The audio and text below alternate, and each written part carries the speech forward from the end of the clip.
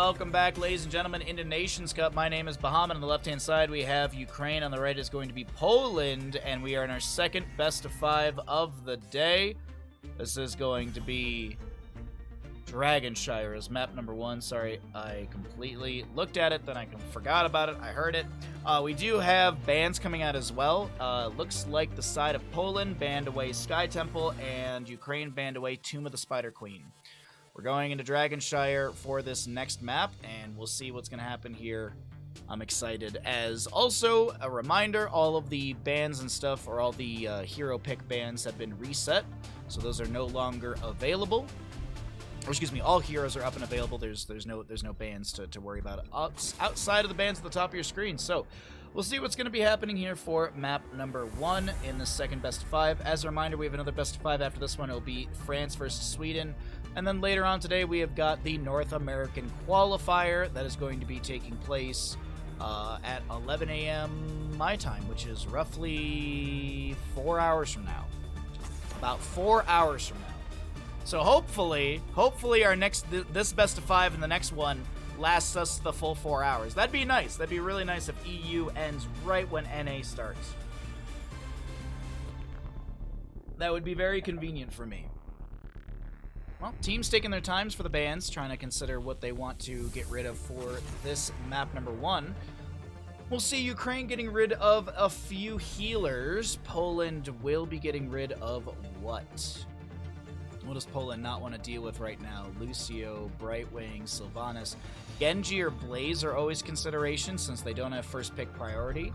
See if they want to get rid of that hero. Those heroes? Rhaegar. Lot of healer bans. Coming out from these two sides. But we get into it.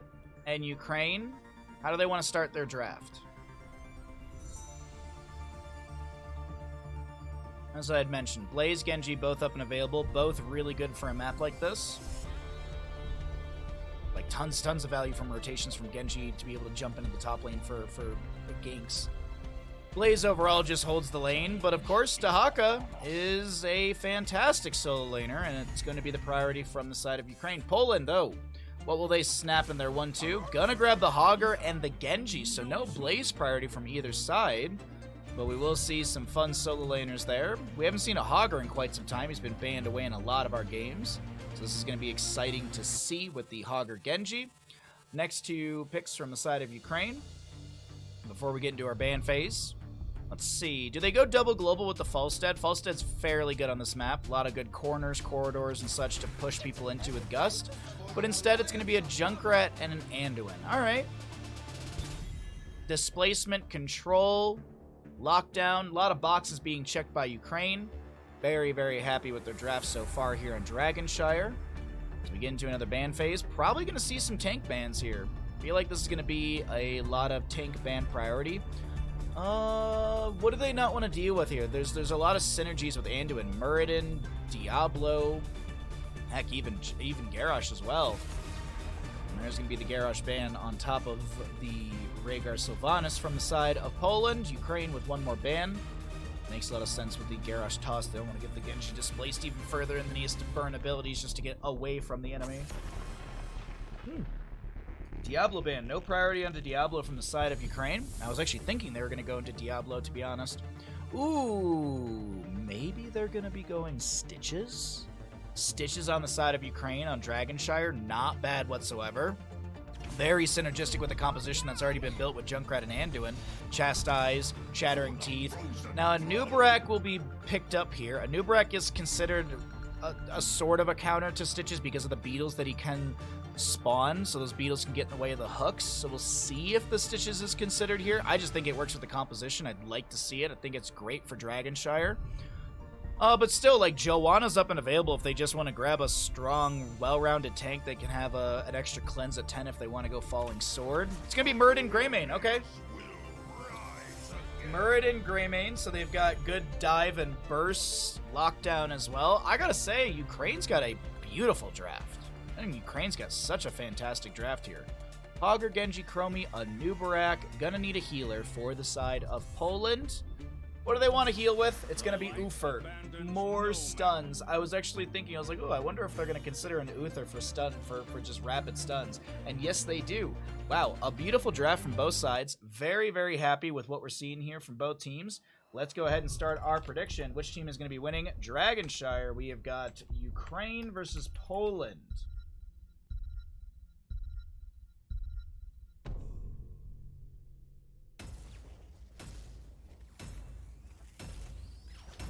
All right, there we go. Let the stream catch up a little bit as well so you can see a bit of the start of the game as the prediction has begun. If you'd like to gamble on who you think's going to win, who you think's going to lose. It's kind of the same thing as I say it, I feel. Anyways. As always, thanks for hanging out with me. I know there's a bunch of different streams you could be watching instead, and I appreciate y'all hanging out with me and choosing me. I appreciate it. Thank you.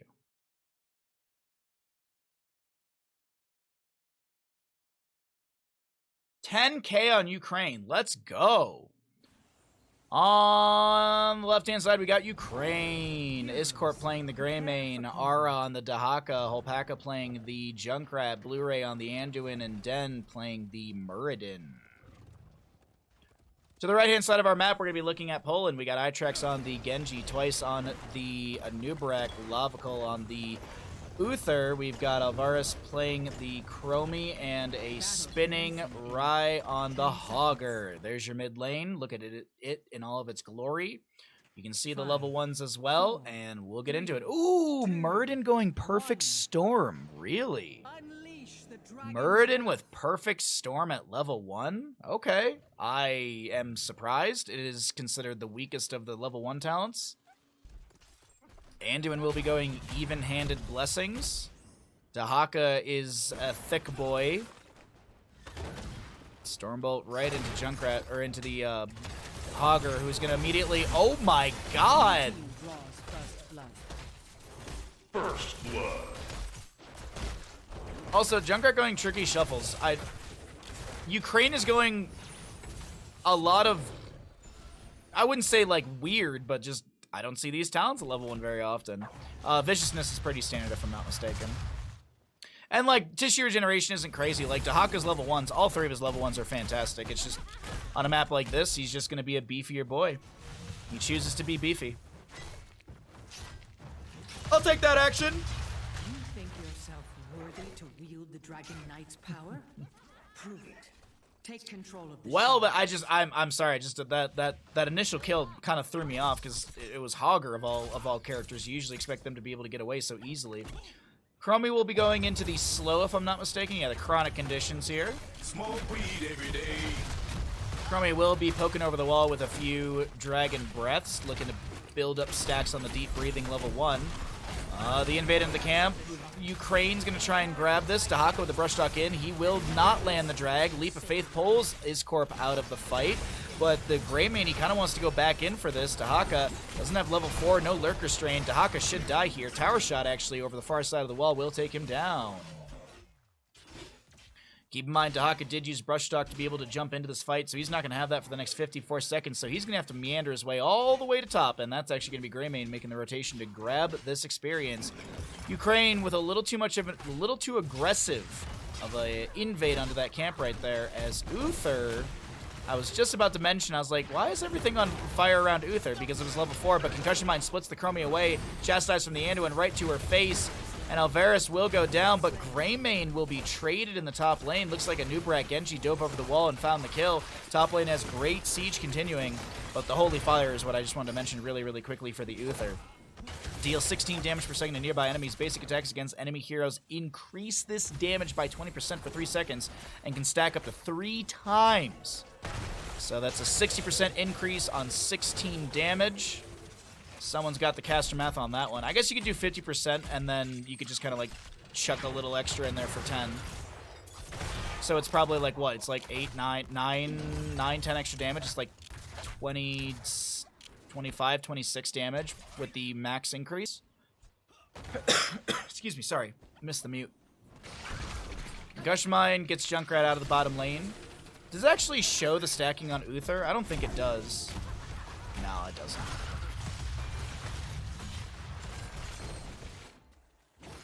Oh, either way, Murden will hold the top lane. Genji jumping around in between.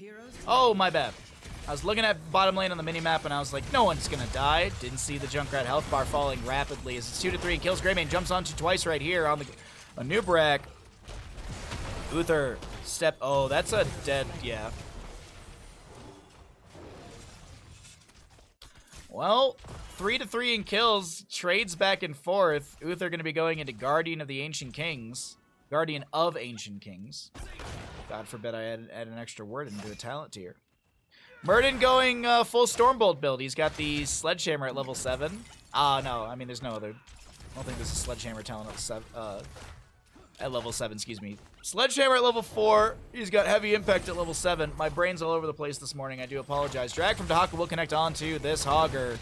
Murden's got some great sustained damage. Greymane jumps in with the Razor Swipes, and that's Hogger dead again in the top lane.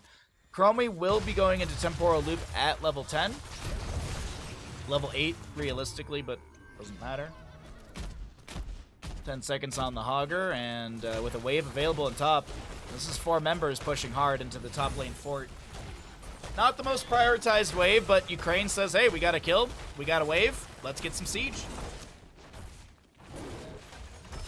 Can't blame the call on that one whatsoever, as there's a Temporal Loop onto the Junkrat in bottom lane. He will go down to the Chromie. See now, chat, I want to talk about level 10s for Junkrat. Now, everyone would say that Riptire is a better talent, and they'd be right for saying that. But if you don't have a way to be cleansed out from the Temporal Loop, why not just take Rocket Ride? Think about it, chat. It's the Chad answer to Temporal Loop. Just saying. A strong Junkrat player would go Rocket Ride. We'll see. Oh, we have a DC. We'll probably get a pause. There it is. Let's go ahead and bring it on back to Bandit 9. We'll hang out here for just a moment while we wait for this pause to come through. Is it bright enough outside for the bird cam? No, not really. It's just a little too dark right now. So we'll wait a few moments here. We got a DC going on. Until then, we can just chat, hang out. Hope you're all enjoying the Ukraine versus Poland matchup. It's good for now. Oh, we have already got the readies coming out from the players.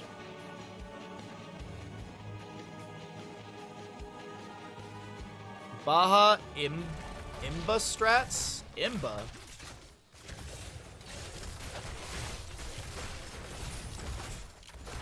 Who?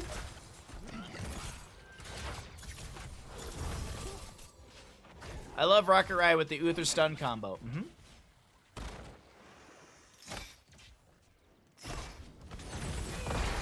And just don't be around Uther. Just don't get stunned, forehead. Well, we'll see what's gonna happen here. It's probably gonna be Riptire. I don't think we're gonna see Rocket Ride. He's holding. Junkrat's holding 10. It's Riptire, of course. It's Riptire, of course. It is. Yeah, okay.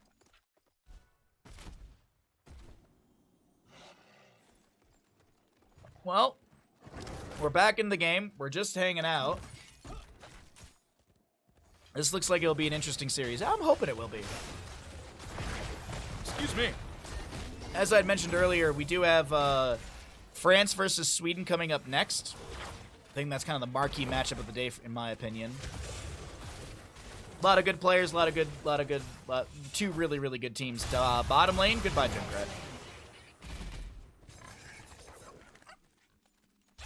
Well, with this level 10 era, the X-Strike having some extra damage, even though it wasn't even used right there. I do think this is going to be fantastic value from Poland, as Ukraine is kind of chilling in top lane, losing their fort. Ukraine just kind of gave over their fort to Poland in bottom lane. Interesting, interesting.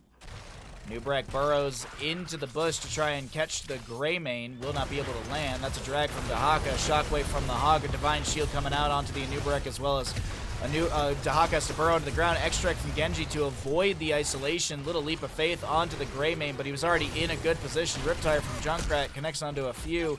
Junkrat continues to try and poke out, and now Genji jumps on to Junkrat. Murden comes in here as well. Genji will be able to get the reset. Does manage to take down Junkrat. Words hard today. Drag from Dahaka not connecting. Stormbolt from Murden will, though, land onto twice. This Anubrak able to burrow charge away. And we do have a Murden cocooned. Dragonite available for the side of Poland. Dahaka pops that essence with that little grumble right there. What's up, Vita? How you doing today, bud? Happy Saturday to you. Thanks for coming by the stream. Vita, you play a lot of Destiny stuff. Darth Looper in chat is looking for guides and good guides and things, so you might be also a good resource as well. I was mentioning for Darth Looper to hit up Day, but you might be a good person as well, Vita.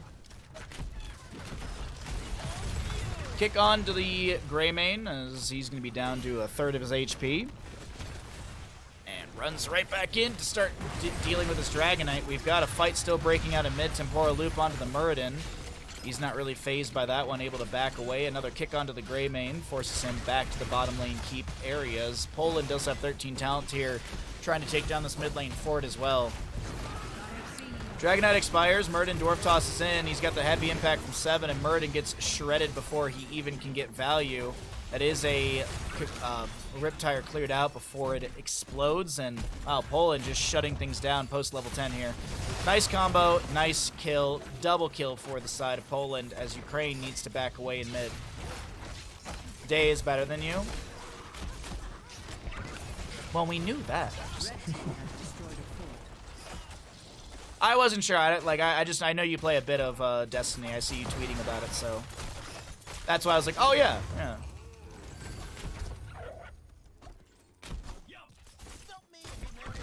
Uh-oh, he's fine. Is he? Oh no! Oh no! Oh no!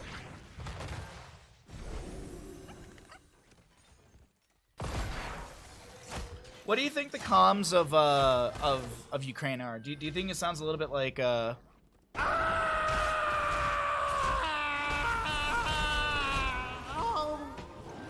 when they missed that kill right there? Poor Ukraine. I really thought they had that kill into Itrax, but Genji able to get away with a little HP, and that is bottom lane siege now mounted with a Siege Giant camp, a Bruiser camp, a minion wave, more beetles from Anubrak as he's got the Burning Legion, the Mad Lads as I've also heard them called.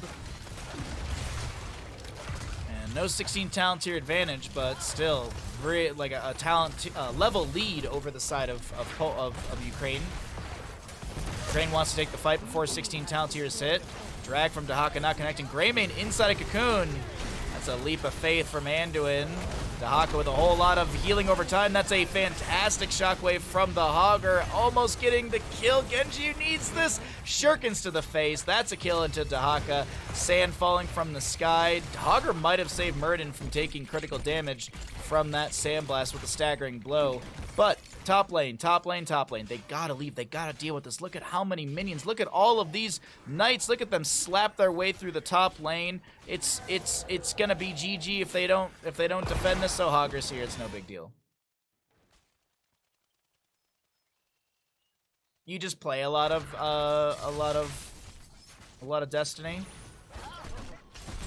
But doesn't it mean if you play a lot of a game, you're good at it?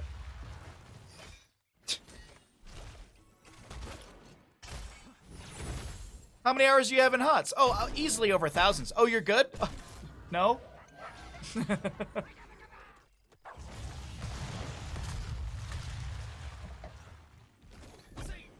Alright, Dahaka will have the channel for top lane. 16 talents here first for the side of Poland as they drop a cocoon onto Muradin. And it looks like I see the Uther right here, right now. Follow-up stun from Uther. Muradin. I love that Anubrak was like, I'm just gonna go defend mid, guys. You got this kill. Poor Muradin getting shut down right there. The cocoon almost feels like a death sentence when it gets applied to a person or a hero. Genji is already gonna just chunk this Dahaka. Isolation trying to read the Anubrak rotation. Leap of Faith pulls Dahaka out. He still wants to fight though. He's got the tunneling claws. We've got the burst fire, I believe, for the Junkrat. I want to point out mid. We're going to see the Dragon Knight go over to the side of Poland here as Anubrak's able to burrow away, gets a heal from Uther. Dahaka is done with his tissue regeneration level 1. But meanwhile in bottom lane, Dragon Knight gonna go get a free keep while the fight takes place in top. Chromie is stuck against the wall here, but it's Dahaka who goes down. Greymane jumps in. Chromie gets the Divine Shield. Greymane's very, very low. The Steel Trap will delay out the enemy from being able to find killable damage into the Greymane. Meanwhile, in bottom lane, the Dragon Knight is going to be slapping for 657. Genji kills a Muradin somewhere. There must have been a Cocoon. Yes, you can see the Cocoon cooldown is yeah, it's just off cooldown. Sorry, god dang words.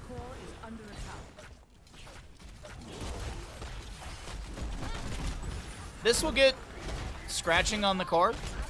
Granted, Dahaka's about to respawn. Muradin down for 18 seconds. First bullet will go on to the Anubarak. Is Poland going to be able to end this game here? There's a stun onto Itrax, a drag as well. Riptire from the Junkrat. 85% left on this core. Drag will connect onto the isolated Genji. He does go down. That is a good momentum shift to the side of Ukraine, but can they do anything with this? Muradin is respawned. They're all rushing in for this fight. Dahaka brush stalks in. That's a light bomb, but Nubrak's able to burrow charge away. Nice cleanse from the Uther. Greymane trying to keep his Inner Beast active here. He will lose it before getting to the camp. No, he actually keeps it up. Nice. Greymane can keep it up for a nice long time. Racing.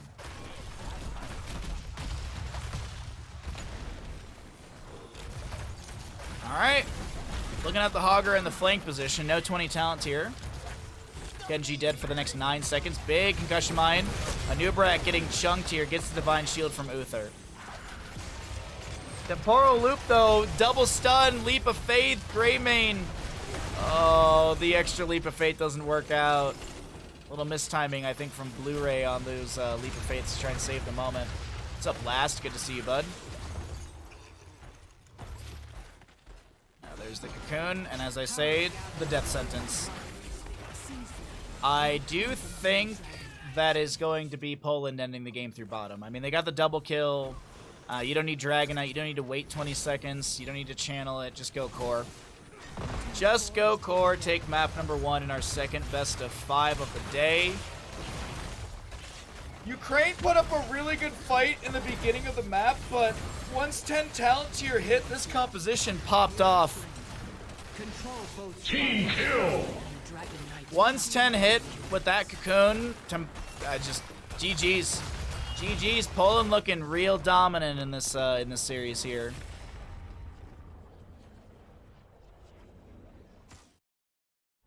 If the games are going to be going at this momentum, we're going to be taking a nap on stream between EU and NA.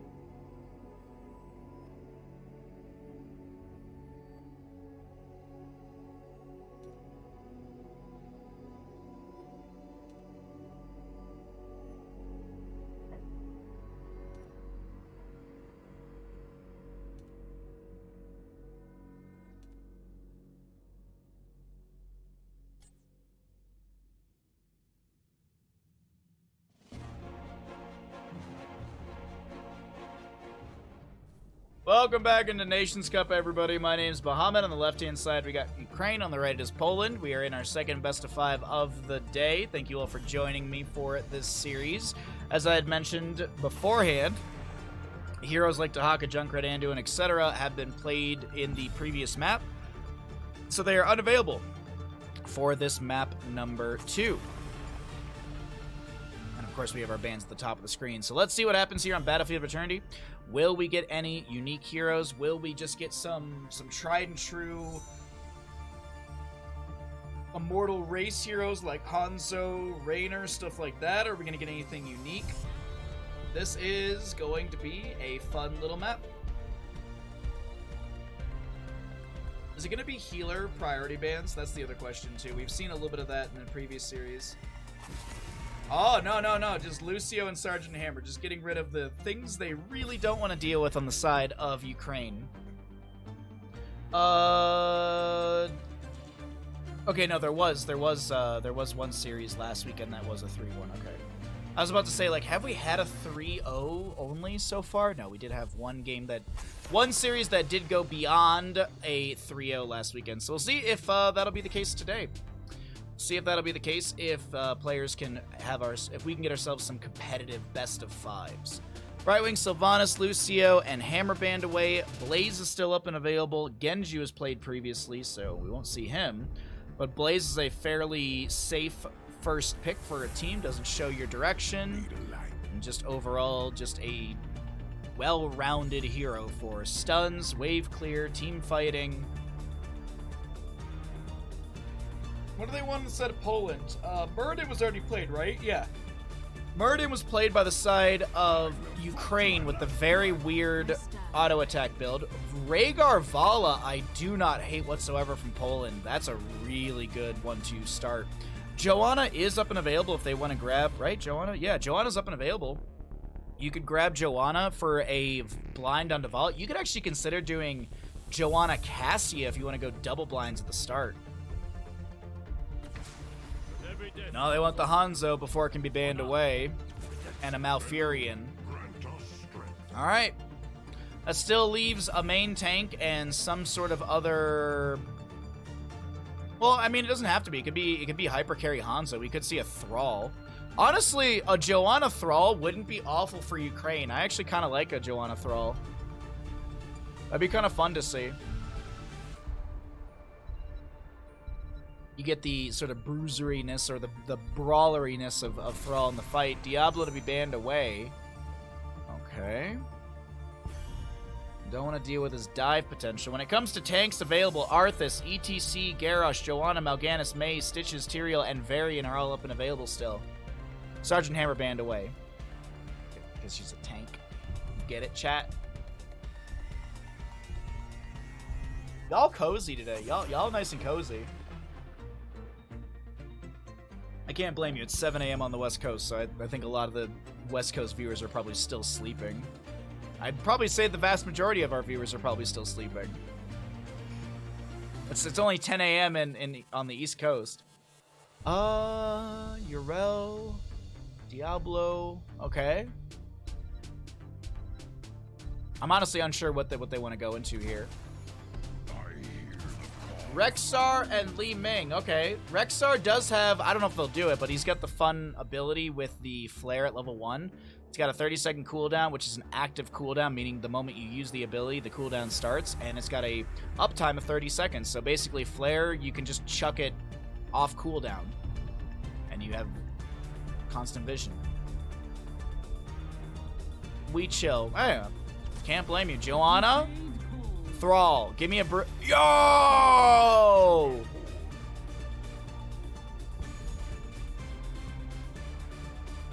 I'm fucking smart, man. I'm a genius.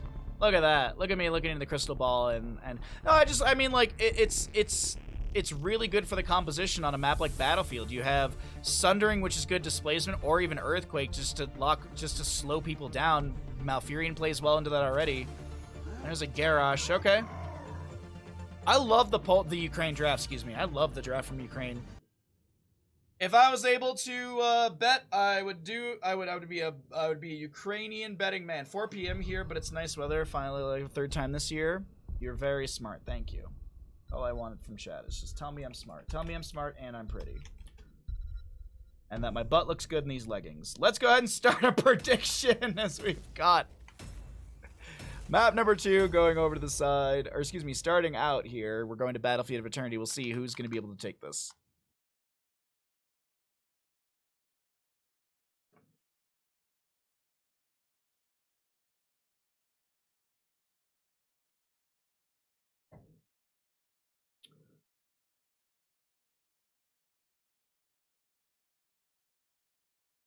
Rexar, interesting. Very interesting with the Rexar, I'm not gonna lie. It's not crazy for a map like this. I wonder if they're actually going to flex the Thrall into the Rexar, actually, and put Blaze in the bottom lane. I wonder.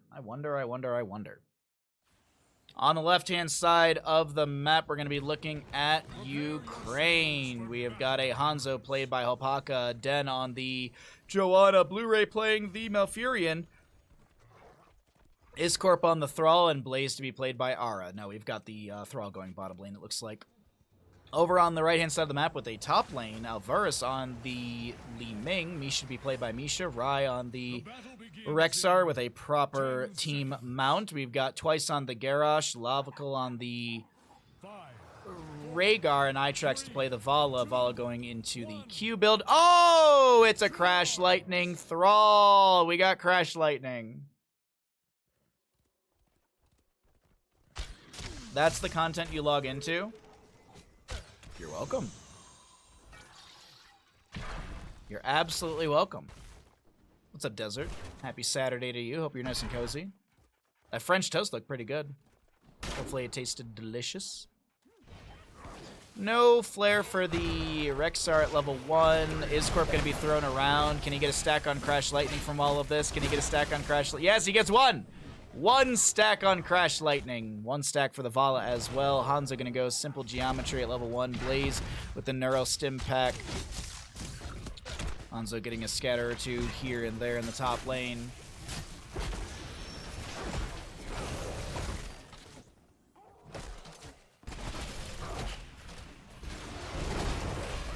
Joanna being thrown around and getting Moonfire at the same time with the Condemn activated just looked a little weird. Li Ming will rotate down to bottom lane. She'll grab, she'll be able to land a little bit of a combo. Thrall trying to pick up another stack on Crash Lightning, and he will. I can't believe we have a Crash Lightning Thrall. I'm loving this. The Garrosh going to be going into Unrivaled Strength at level 1, as we talked about that in the previous series. Li Ming with a combo over the wall, actually connecting into the minion. Garrosh getting really low. He has shield glares coming out from the Joanna. Thrall needs to back away. He does go down. Blaze pops the Pyromania. They're trying to find a counter kill, but it might be Blaze the one to go down. Has Ukraine bitten off more than they can chew? It seems like it, as the double kill goes over the side of Poland. Resets for Li Ming, and we got Rexar rotating probably over for the camp here. Still a minute to go for the objective, so probably a wave or two, and then they'll go for camp. It's Desert Jester. No, it's more like Dessert Jester.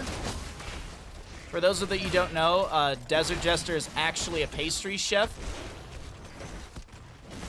And I've been mispronouncing it this entire time. It's Dessert Jester. Welcome in, Dessert Jester. Thank you so much for hanging out with us. I hope your souffle is delicious today.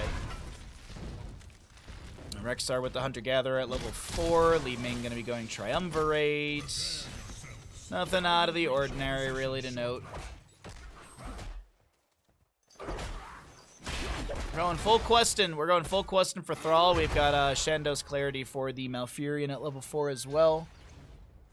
And Blaze with the Oil Dispersal.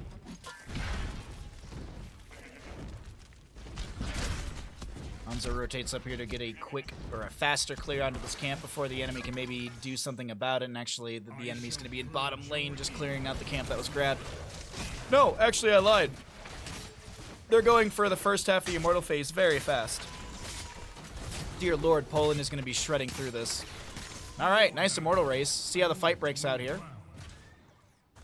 Joanna getting poked at by a Hungering Arrow. A few bounces right there.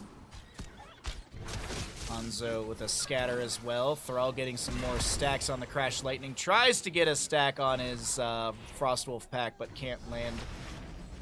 Can't land the skill shot. What's up, Fish? Good to see you, bud. Congratulations. We'll see you at some point in some of these games. I don't think you guys are playing today, as it says TBD on the website. Why? Because you're a snack? Absolutely. 9 stacks in the Crash Lightning for Thrall. Ukraine down 2 kills, and they're going to try and race this out, but no, they're not going to try and race it out. What they're going to try and do is they're going to try and burn down some of the shielding that's going to be on Belith here going to the top lane. We still have the camp in top pushing onto the fort front gate. The fight breaks out, but it's just going to be a bit of poke here and there. 11 stacks to the Vala. Maybe she picks up her 12th right there off the Johanna for free. Another one right there. Reset. Hanzo with the agility over the wall. They're going to try and take down Itrax here. Chain heals coming out from the Rhaegar, and Garrosh with the ally toss out.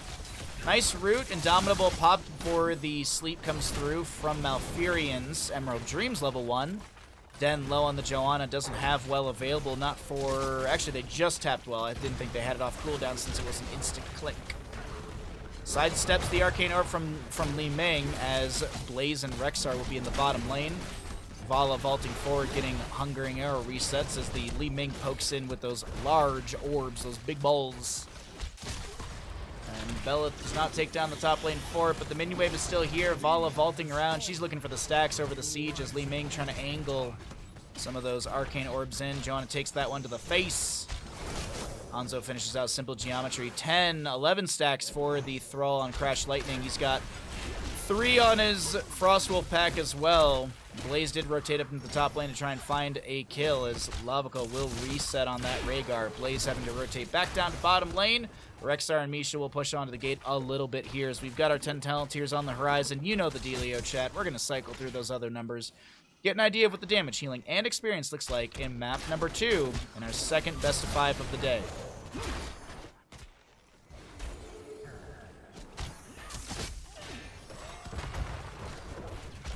Toss onto the Johanna. She's going to look for a condemn onto the few enemies grouping them up a bit here. Thrall just hammering his way through. Oh, blue rate, so very low. Rhaegar's got the bite on the butt. That's a reset for Li Ming. Can they get another kill, though? Rhaegar tanking tower shots. Needs to be careful here. Condemn, and Rhaegar goes down. Johanna betrayed. Thrall falls as well.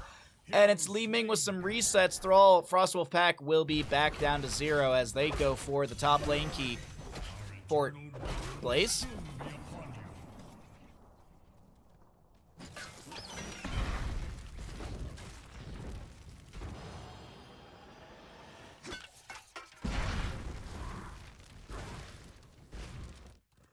And then we started calling you Dessert Jester because of your pastry chef. He's not a pastry chef.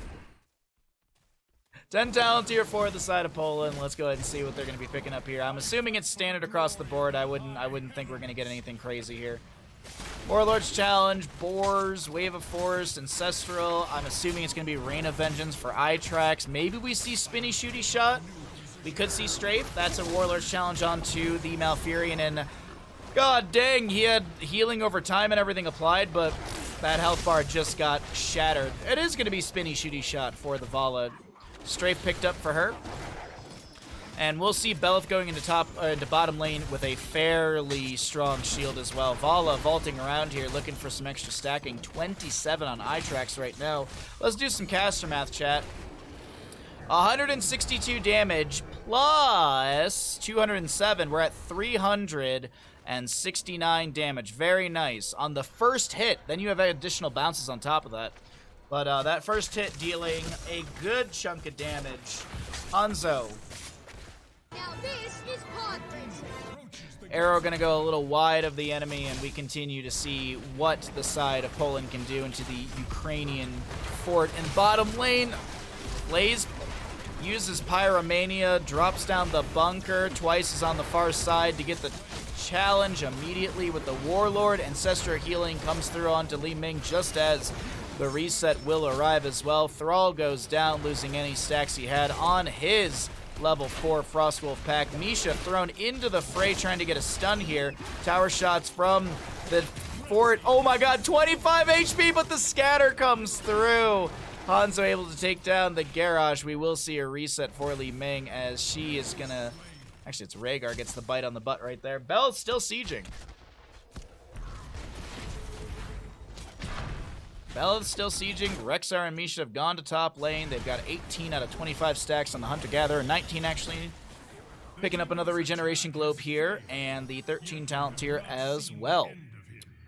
Earthquake. We saw the arrow earlier. Bunker as well. We've got Bless Shield from the John and Tranquility from Malfurion.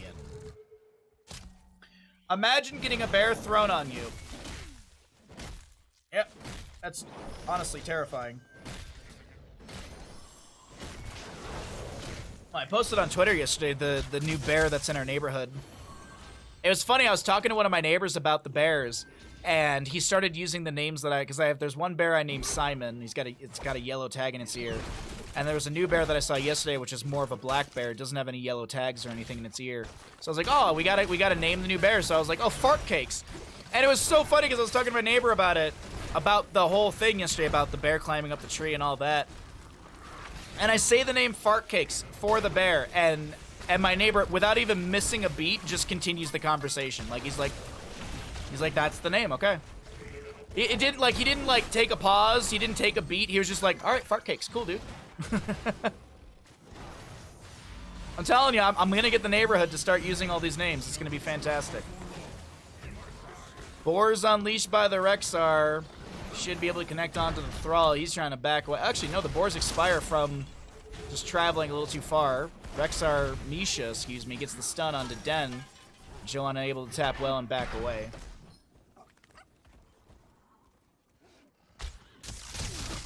You know a few bears you wouldn't mind being under. What, like the cocaine bear?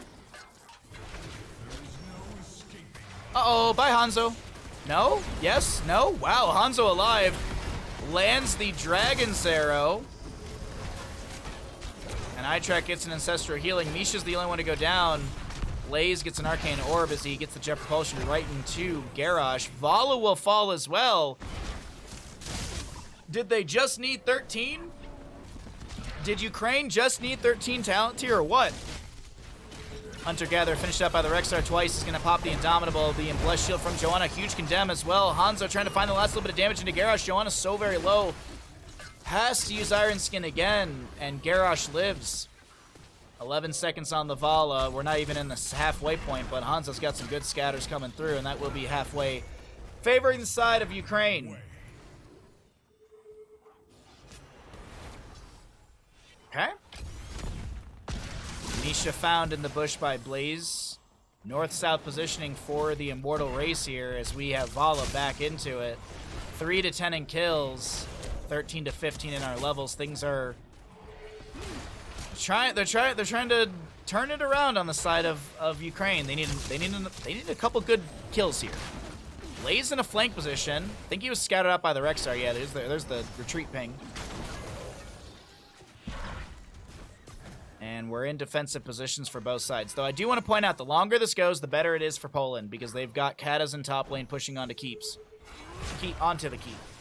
Actually, Kata in bottom lane as well, pushing up that wave as well. Dragon's Arrow lands onto Rhaegar. They're going to try and go for the kill, but they cannot land enough CC before he's thrown away. There was the Blessed Shield from the Joanna. Here comes the Earthquake from the Thrall. Iscorp so low, able to get inside the bunker. Backing away on the far side. Top lane Catapult going to be cleared out by the minion wave. A lot of experience just in these waves. But the fight will continue out. Half a level to go for 16 talent here on the side of Poland. Joanna 34 seconds away from a Blessed Shield as the Jet Propulsion from Blaze goes wide of the enemy. Ancestral Healing connects onto Garrosh just in time. Lavacal using the last little bit of mana they have available. Den so low on this Joanna. They don't want to lose one. They don't want to give a reset to Li Ming. Rhaegar and Thrall to be traded. But Li Ming goes down. That's huge first for Ukraine. Oh, getting the Joanna kill is pretty big, though. Nice little scatter off the wall. Takes down the Misha, but this will be the objective phase over to the side of Ukraine. Follow with the strafe. Trying to zone back the enemy with a little bit of AoE damage. No way. No way. Blaze, Twin Flames. No, Alpaca. No. 168 HP. No way. 156 is not even enough with a Moonfire. Oh my god, that is the most frustrating thing to look at. No, no, no, no. Blu-ray, you don't get it. You don't get it. You don't get it with a Moonfire, bud. You need a Moonfire and an auto. You die. Holy shit. That is depressing. That is... How quickly the tide turns. Oh my god, does that, like... That hurts me. That hurts me a ton. I got no horse in this race. It's just I'm just rooting for the players. I just want everyone to have a good time. Misha gonna be ally tossed in. 22 stacks, by the way, for the Thrall on Crash Lightning. We got 16 talents here, almost here for the members of Poland, or excuse me, of Ukraine, as Poland pushes in through the bottom lane with the Immortal. It's gonna lose its shielding, which barely existed to begin with. I do think this keep should go down. There's enough HP on the Immortal and enough damage as well into structures. They can let that go. Arrow will connect into the Vala. She gets the Ancestral Healing. Blessed Shield from the Joanna. This Vala hasn't moved for the last few seconds, but Joanna does go down in that trade. Li Ming gets a reset. This corridor is the best place for Hanzo to get constant scatter value. Will he be shut down? Not in the slightest. Li Ming rooted and booted. All of this off an arrow from Hanzo. Kata on core. GG's, dudes. GG's, dudes. GG's, dudes. GG's, dudes. GG's, dudes. Someone on the team's like, the minion wave will spawn. The minion wave will spawn. The minion wave will spawn. The minion wave will spawn. The minion wave will spawn. The minion wave will... There it is. Okay. Still gave over a lot of HP on your core right there.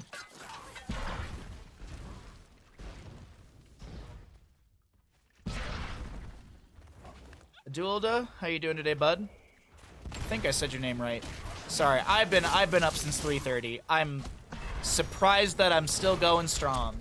I'm surprised I'm waking up, actually.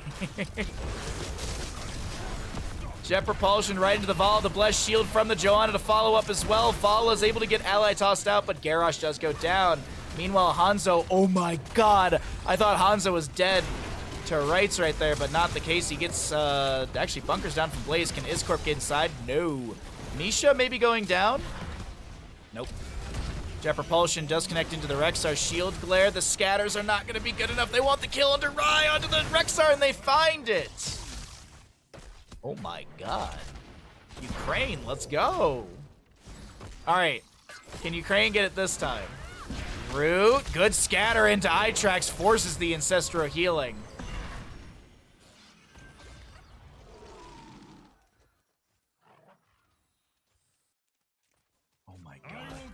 This is a good series.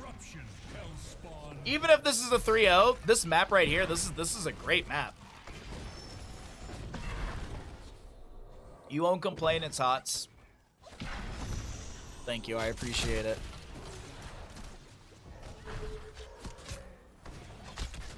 Just gonna call you Ad. I don't know, but that's just easier for my brain. Blaze anchoring for the allies on the right side. Oh, are they looking to set up for another kill? Oh, they're just racing. Alrighty. Nice Sonic out from these. Oh my god, the Giant Slayer level 16 from Hanzo just took Garrosh to 50%.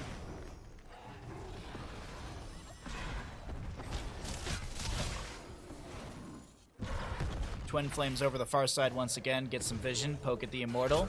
Garrosh looking for the Groundbreaker. Can't land it onto the enemy. Still not that close to 20 talents here, so things can be played slow on the side of Ukraine. Poland. 3/4 of a level to go for that 20 talent. It's technically Elvish, so it's tough to pronounce. Ah! Ooh, whole package getting chunked a bit. Twice getting low, getting poked at here and there consistently. Misha goes in. That's going to be a arrow into the bush onto Li Ming. We've got catapults on core on the left-hand side. Thrall's done with Crash Lightning, but the minion wave, can it clear out the catapults in time? That's a very low Thrall, who's able to actually back away. Vala's gonna get tossed out as well. Earthquake from Thrall will be dropped on the ground. The core, the minions, you gotta back somebody. Joanna will back. Will it be in time? Yes, indeed. She should be able to get back here in time. The Kata cleared out. The minion way. Oh my god. Ukraine is holding on to this. Top lane has a Kata on the keep as well, but I don't think they're too concerned. Actually, Blaze will go clear out the top lane. Hopefully they can save their keep here. Yeah, he should be able to clear this out. He's going to get the experience. He's going to get the clear on. Oh, up.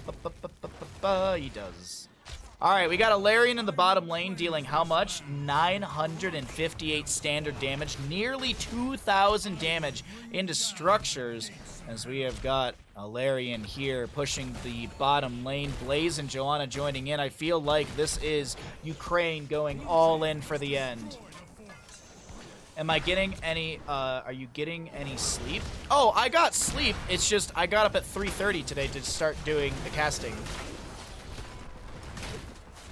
Always thrilled when you're casting, even if your sleep pattern is getting punished. Oh, I love doing this. I mean, being able to stream and cast for all of you makes my day. So, thanks for being here, and thanks for supporting and hanging out and chatting.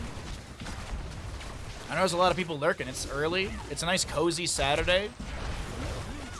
Throw the stream on the TV, get some tea, get some pancakes, maybe some French toast. All right, so Ukraine either has to pull out now, or they got to go for the throat. It's either back, clear the waves, or go for the throat. They can't waffle around like this. They gotta make a clear and decisive decision.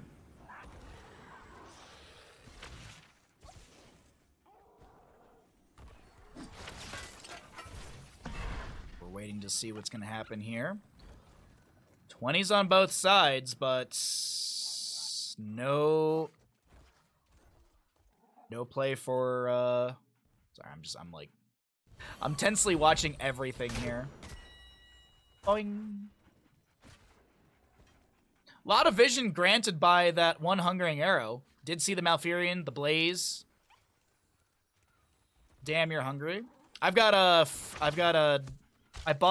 2 things of frozen fried rice. It's chicken fried rice, basically. I bought 2 things of those for today and tomorrow, so I can heat one up when I'm in between NA and EU, so that way I'm not starving all throughout the stream today, and I don't get lethargic. But yeah, like, I went to bed at like 7 p.m. last night, and I got up at 3:30 today. I actually woke up at 2 a.m., and then I just kind of laid around in bed till my alarm went off. I still got, like, decent-ish sleep. I went to bed at like 7 or 8 p.m. I don't really remember completely. I didn't look at the alarm clock before I went to bed. Alright, top lane wave. The Impaler camp is pushing things in. It's a very tense late game. One bad move on the side of either team is going to be this map. Toss combo onto the Blaze. He gets the bunker down. Misha will fall. That's a Misha low death timer for a 70-second bunker from Blaze. Good heroic pull. Immortal phase is here as well. And this will be started out by the side of Ukraine, but Poland stepping in. Root from Thrall.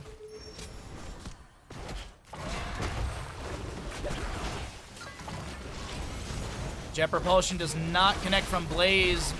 Garrosh gets the double toss out with the Titanic Might level 20. Boar is unleashed by the Rexar. He's got the kill command. That's going to be a lot of damage into the Thrall, who's trying to back away. Does he have Earth and Shields level 20? Yes, he does. And that might be enough to zone back the enemy. Oh my god, the Thrall takes a chunk of damage from the Li Ming combo. Trying to avoid the Immortal Stun, double backing right there on the side of Ukraine. Hanzo dropping as much potential damage into this Immortal as that's a Joanna. Utilizing Iron Skin, Jet Propulsion from Blaze will connect. The Immortal gets the pushback onto a few enemies. Garrosh pops the Indomitable. He uses the Warlord's Challenge twice, getting very low on this. Garrosh gets the double toss twice, so very low. Hanzo rips an air, a scatter off the wall, and he just shreds through the Vala health pool. That's the Misha to go down. They're going to play it safe. They're going to go for the Immortal to end the game. Somebody's got to go and clear this out right here, right now. It's going to be Blaze. Uh-oh. I actually thought we were already in the second half. Okay. Blaze clears out bottom. It's 4v4, but it's defensive Immortal positioning. Li Ming going to throw a combo away, just off to the side. Look at the potential flank. No. It's not a flank. Less shield available for the Joanna. Li Ming recognizes that and just blinks away immediately. Nice scatter off the wall for Hanzo, getting some more race potential. That's a Groundbreaker onto the Joanna. She has still the Blessed Shield. I thought she ripped it right there. Warlord's Challenge missed by twice, unfortunately. That is rough right there. By the way, if this Immortal is won by the side of Ukraine, it's going top lane, as that is the lane with the keep still available. Misha, a little low. She will not fall. Hanzo maybe looking for a scatter. Nah. 4 seconds on the Dragon's Arrow for Hanzo, and this is going to be objective phase to the side of Ukraine. A very competitive Battlefield of Eternity map here. Good grief. Good grief. I can't see good grief without thinking of JoJo's Bizarre Adventure. I don't think of Peanuts. I think of JoJo. Whoa! Blessed Shield into Dragon's Arrow. The Immortal gonna be going into top lane. Blaze gets a jet propulsion. That's Rexar to go down first. He will lose his Frost Wolf pack stacks.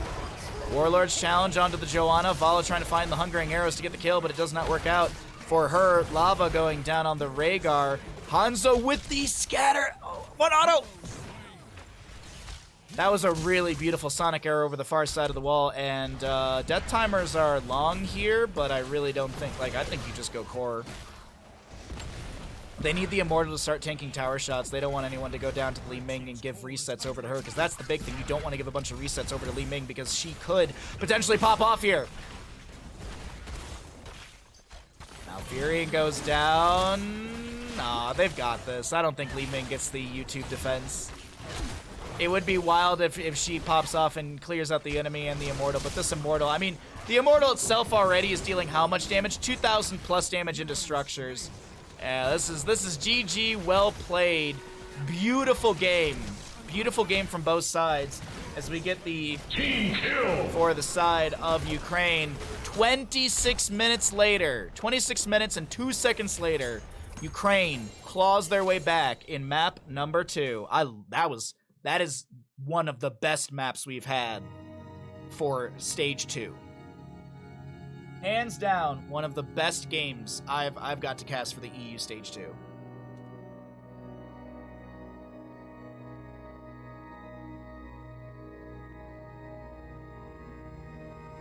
You make me laugh. I'm trying to keep it PG with your lack of sleep. Oh. Are you trying to say that you're trying to keep the chat not horny? Come on now. Don't fight. Just don't fight against it. Chat is always, always, always horny. That was a really good map, I agree. Which team wins Battlefield of Eternity? Ukraine did. Ukraine did win.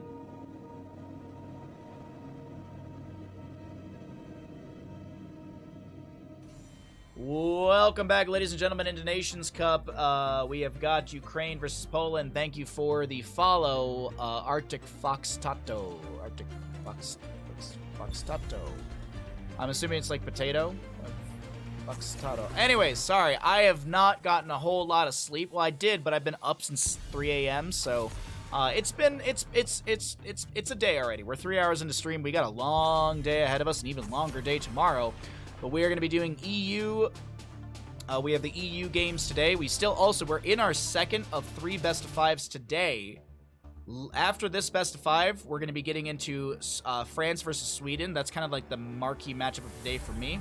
And then at 11 a.m. PDT, which is roughly, as I said, in 3 hours, roughly 3 hours, we are going to be getting into the NA qualifier. I'll be doing Group B, but as I said, we'll talk about all that NA stuff later. We'll look at the bracket. We'll look at the teams. We'll look at the players. We'll look at all that kind of stuff as we're getting ready for NA. For the time being, we're going to get into map number 3. Now, as a reminder, this is Meta Madness style drafting, meaning that heroes like Dahaka, Junkrat, Anduin, Muradin, Greymane, Hogger, Genji, Chromia, Nubarak, Uther, Blaze, Hanzo, Malfurion, Joanna, Thrall, Vala, Rhaegar, Rexar, Li Ming, Garrosh, and of course Misha are all unavailable. The only reason we're going through all those names is because we had a bunch of raiders coming in. So all those heroes, those 20 heroes that were played in maps 1 and 2 in this best of 5 are unavailable. That is how the draft style for Nations Cups work. Now, when we get into the next best of 5 of the day, that will reset. So we'll be back down to all heroes available. The only thing is that you'll have the bans at the top of the screen. Bans at the top of the screen do not add to the list. They only pertain to the current draft of Infernal Shrines or whatever maps we go to. But of course, here we go. Diablo, Leoric on the left-hand side, Brightwing, ETC, Tychus for the right. Fox's Potato. Oh, what? Huh? A fox potato. I'm very tired. I'm trying. You can do this. We believe in you. Oh, thank you. I know we'll make it. It's just trying to wake up. Like, once we hit, like, 9 a.m. and, like, the sun's out. Like, the sun's out right now and everything. So, like, I'm starting to wake up because there's actually light outside. Foxes. Buttses. Either way, thanks for coming by, everybody. Good to see you, Plumu. Bloom. In Italian, it makes more sense. Ah, buongiorno. The wait is over. What is? How do you say? How do you say? How are you doing in Italian? I forget. It's not kuplicec. What is? How do you? This is the ADHD as well, just kicking in. Translate. There we go. Hold on 1 second. These are the important things that we have to find out in English. Italian. How are you? Come stai? Come stai is how you say it. All right. Anyways. We got Brightwing, ETC, Tychus, Jaina, Diva. All right. That's our Infernal Shrines draft for the side of Poland. Pizza pasta? Wait, what? I want pizza and pasta. Sunlight helps, but half asleep or not still entertaining as hell. That's all I aim for.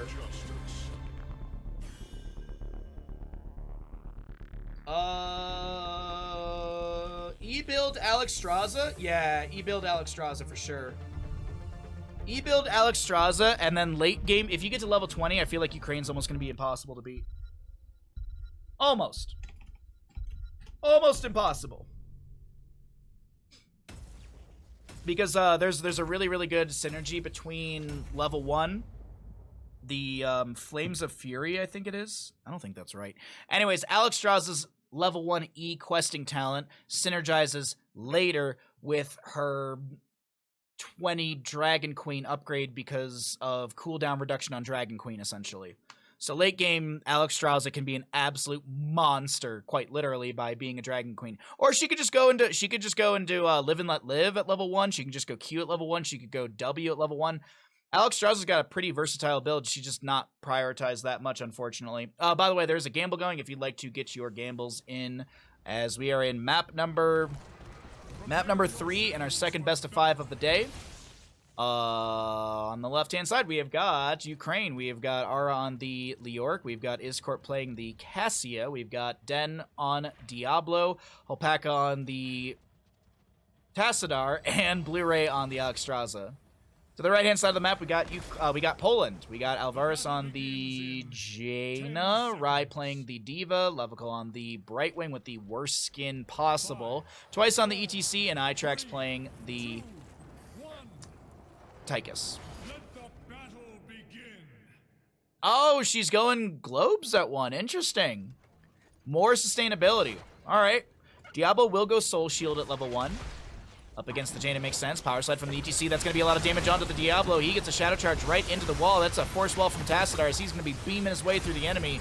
Did go into Shock Ray at level 1. Do we have another Q as it comes through? And that's going to be first blood over to the side of Ukraine, as well as Alex Straza getting a globe. Honestly, started ramping that up, and I was mentally like joking around, like, oh, there's no way there's gonna be a kill this early on. But holy crap, nice synergy with the Diablo and the Tassadar on that Force Wall. Oh wow, a lot of people believing in Poland over Ukraine. All right, we got a nice 1 to 3.6 payout if you do win for Ukraine. Globes 1 with E4 and 7 is the main Alex build. Oh, but why? I mean, I guess Globes, like, this is good. It's a good talent, Globes, blah blah blah. But like, why not just go E at level 1 to get the cooldown reduction later on at level 20?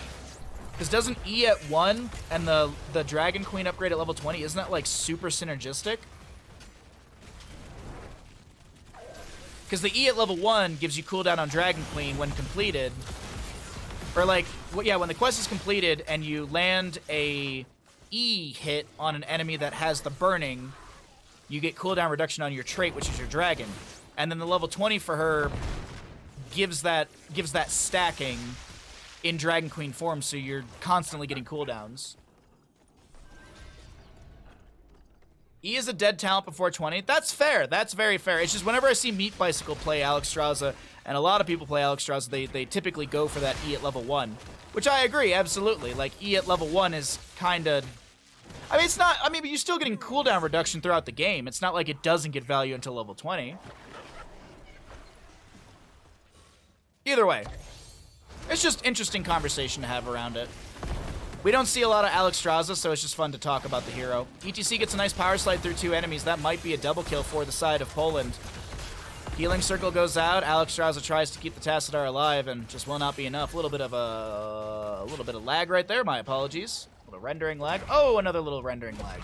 Let's go ahead. Hold on one second. Let's go ahead and just look at the core really quickly. Let the frames chill out for just a moment. Meat basically plays W1 in a series. Oh, in serious games. Oh, so that's how I know if Meat Bicycle takes the game seriously or not. We actually have the Exuberance, I think is how you pronounce it. While above 75% HP, gain 50% movement speed. Ah, now I know. So if Meat Bicycle doesn't take E at level 1, they consider it a serious match.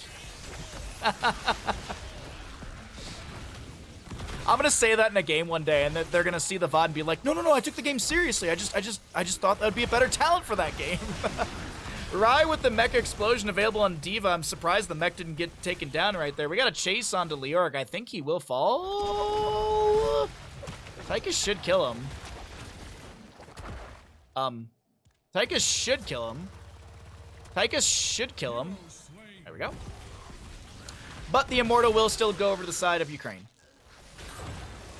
Arcane Punisher for the bottom lane. First one of the game as well.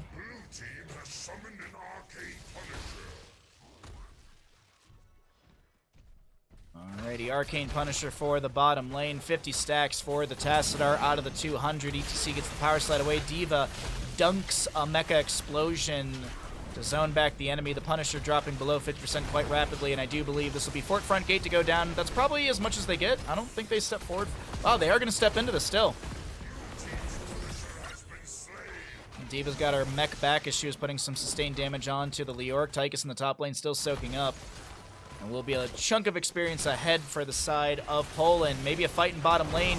Jaina's the target. Not enough damage to take her down. Diablo, nice power slide from ETC, denies the Diablo Shadow Charge. The actual initiation that had happened from Diablo with that Shadow Charge, but ETC's power slide shuts that down. Power sliding past the force wall from the Tassadar. No crowd surfer. Leoric's into this fight as well. Big slows from him. No extra slow percent, but Itrax does go down. Alexstrasza and Dragon Queen form. They want to step forward and get a bit of damage onto this fort as the Queen will expire. And now we have bottom lane camp to be grabbed. Leoric goes back into the double soak. Frozen Punisher for our second Punisher of the game as 10 talent tiers are almost here. You know the dealio, chat. We cycle those numbers. I forgot to grab a new cup of tea, and now I have nothing to drink for this game. And I keep mentally, like, every time there's a lull in the moment, I'm like, oh, yes, I can have a sip of, a small sip of tea. And then I look over at my cup and it's empty. Boo-hoo.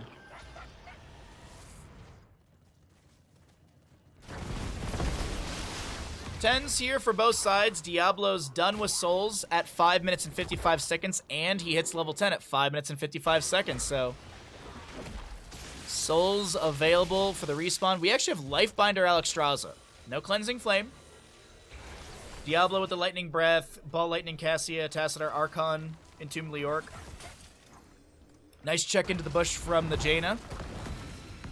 Poke from Tychus as well from the grenade. Speaking of the opposing side, Jaina going Ring of Frost. We'll see the Blink Heal for the Brightwing. ETC Mosh Pit Commandeer Odin for the Tychus. And Bunny Hop for the Diva. Let's see, when we have... What do we have for interrupts onto ETC Mosh Pit?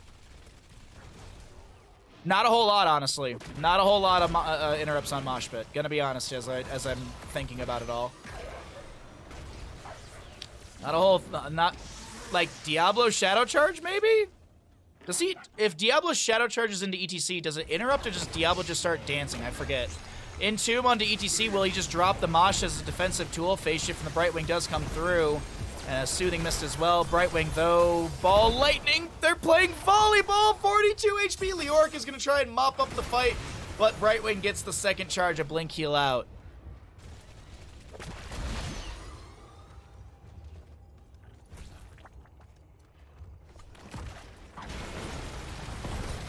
UTC gonna bop around this Leoric, but he shall fall. Objective phase is up and available. That's a rough go to lose your Leoric, but he's got 21 seconds on death timer. He can cheat death. He can respawn in the battleground, so it's not the worst hero to lose. Just an inconvenient time to lose it.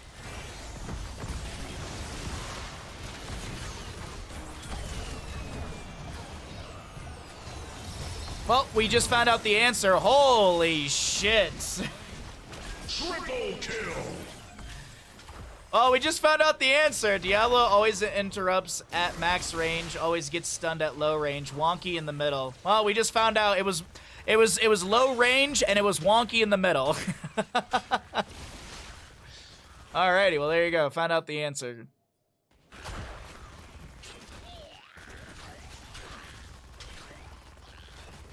Alright. Well, that was a super big turn of tables for the side of Poland. Diablo, Cassia, Tassadar try and grab a camp for some extra anti-siege in the top. Leoric soaking up mid and bottom up against the Diva double soaks. Alexstrasza done with her level 1. Jane is also done with her level 1 questing regeneration globes. Diablo is going to have his soul shield pop. That's a lot of damage from Tychus. Polymorph as well. Diablo gets a shadow charge, tries to fire stomp through this. Lightbinder from the Alexstrasza will be utilized to keep him healthy. Iscorp poking at the objective. There should be another Punisher jump in the next 5 or so seconds, if I'm not mistaken. It was actually sooner than that. Once again, Polymorph Tychus, a lot of good damage. Excuse me, Polymorph onto Diablo. Tychus with the minigun shredding through Den's health pool.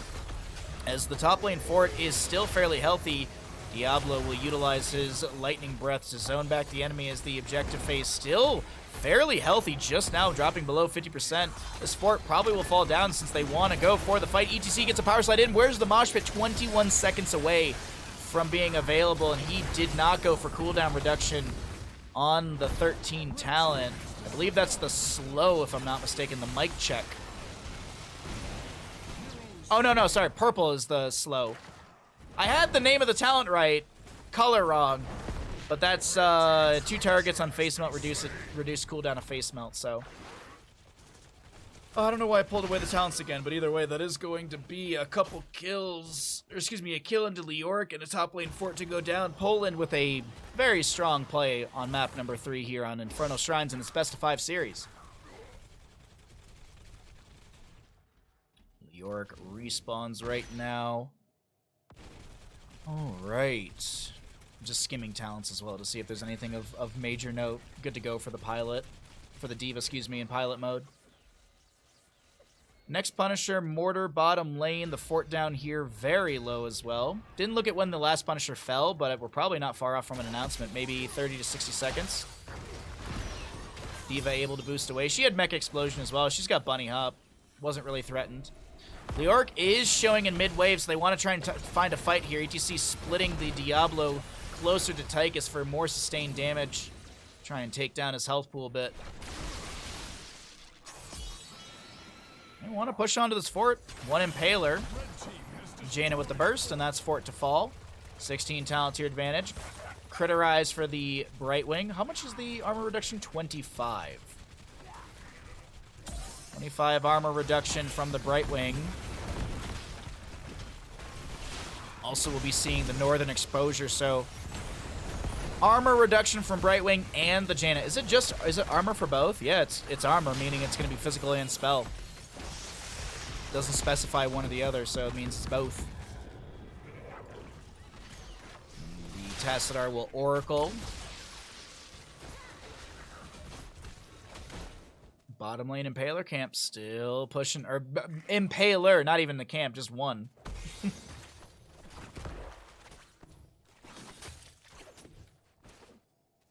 I'm just patiently waiting because it's they gotta get 16 talent here on the side of Ukraine. They will get it through this bottom wave. Half the stacks for Tassadar on his static charge. Didn't go into Thermal Lance at level 16, went into the Executor's Will. Executor's Will, right? which is just going to be activate to gain full Resonance Beam charge, 20% spell power, and cause basic attacks and heroic ability cooldowns to regenerate 25% faster. Tychus dashes forward. That's a power slide from ETC. Hopaka gets the life binder from Alex Strauss. The fight will break out. The Leoric still dead for 12 seconds. Might be less than that one. Or less than that. As Twice takes a bit of poke damage. D.Va did push up the top wave, and that's going to be threatening onto the fort front gate. Leoric is going to float his way over there and clear things out. Does have the Neil Peasants level 4. Ominous Wraith Royal Focus. Actually, Leo's going to be rotating back towards the allies. Okay. Going for the full 5v5. Wraith walk in. As I had mentioned, that Royal Focus Ominous Wraith, that's a Commandeer Odin start to pelt in some good damage. Diablo drops the Lightning Breath. Cassia and Alex Straza go down. Twice gets the phase shift from Brightwing. Archon form not enough to take down this ETC at this time. We have Diablo trying to get a Shadow Charge onto ETC, who will be able to get the Brightwing Blink Heal. A lone Tassadar in Archon. But it's not going to be enough, ladies and gentlemen. That right there is what we call a solid Team kill! Meanwhile in top lane, during all of that, the Fallen Shaman was taking down this keep with the catapult as well. Not sure if Diablo will deny this. This is actually a lot of siege for a Diablo to clear out. Jaina gets the objective. Mortar Punisher for the bottom lane. Have Poland found a way to end this map. We're going to find out fairly soon. 18 seconds on the Tassadar. 20 talent tier, half a level away. Tychus just standing still, shredding through this fort in the bottom, this keep in the bottom lane. Top lane has catapults arriving with a massive wave on top of that. Punisher now here, jumps over to the Diablo, who gets the pole. Leoric with the drain, trying to Wraith walk through the enemy, getting some damage reduction onto them. Punisher moving towards the core. We have a power slide over towards Leoric. He should fall here. Gets the Entomb. Lifebinder from Alex Straza. ETC gets a mosh pit onto Leoric, who's going to have a bit of a dance party here. Core shielding still up and available. And D.Va gets the pushback or the knockback with a concussive blast. Leo still trying to, is doing his best to live. Ring of Frost from the Jaina goes out. She gets the snipe onto Leoric.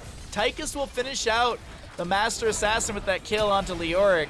Power slide from the ETC, no mosh pit for 94 seconds. Polymorph onto Iscorp and will fall. Meanwhile, the Punisher taking down the core.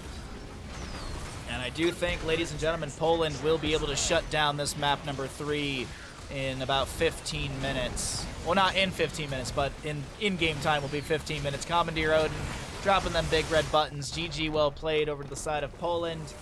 A fairly strong map number 3 from them.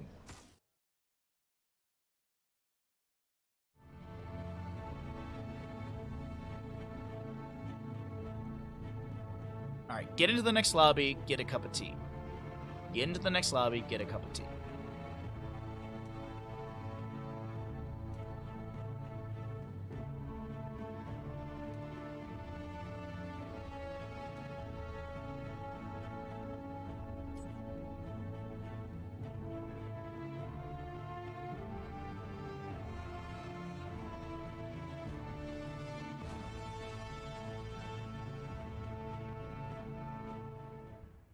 Welcome back, ladies and gentlemen, into the Nations Cup. We are in our second of 3 best of 5s today. We are going to Towers of Doom for our map number 3. We've had quite a few heroes played. Since we're getting into map number 4, there's already 30 heroes of the 90 band away. So we'll see what's going to be happening as we kick things off with the first pick Stitches.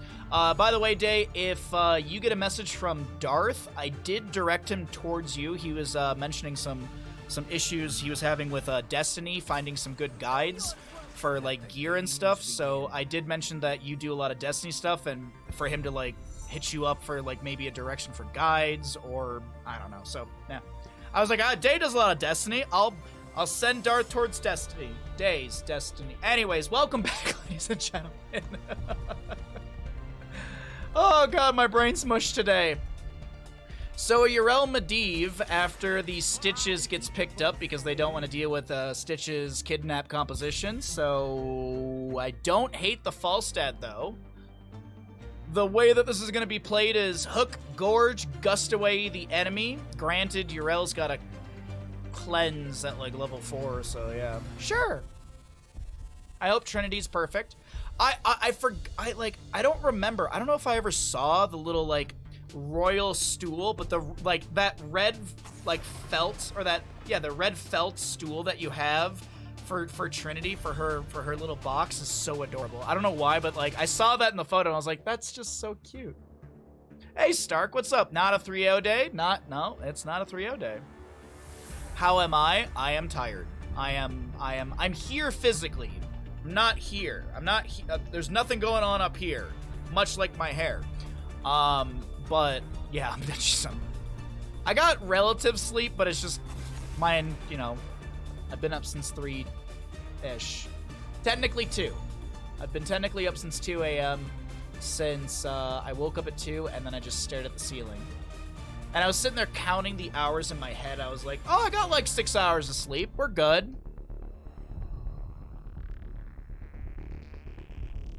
Darth Looper, right? Yeah, Darth Looper. Yep.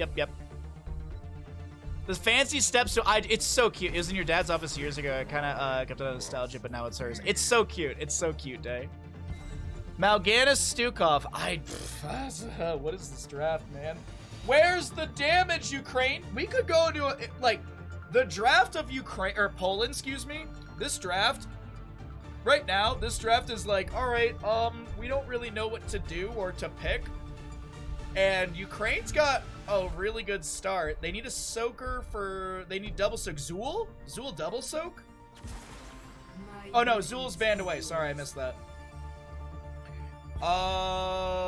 Lunara and Sonya. Alright, Sonya double soak, really good. Lunara single target damage is good. Poke, vision.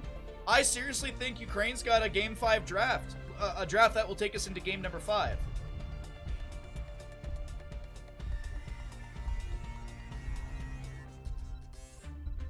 I need you to send me a picture of a black dog. Okay. Ooh!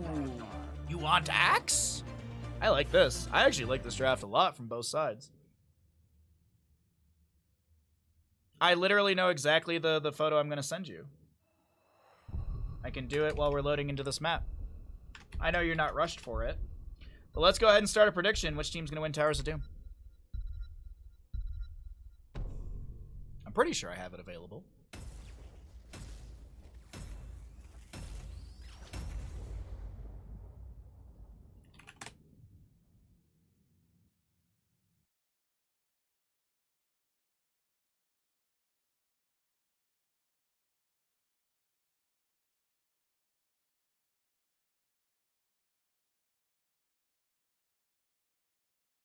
Oh, I'm in the wrong folder. That's why I can't find anything.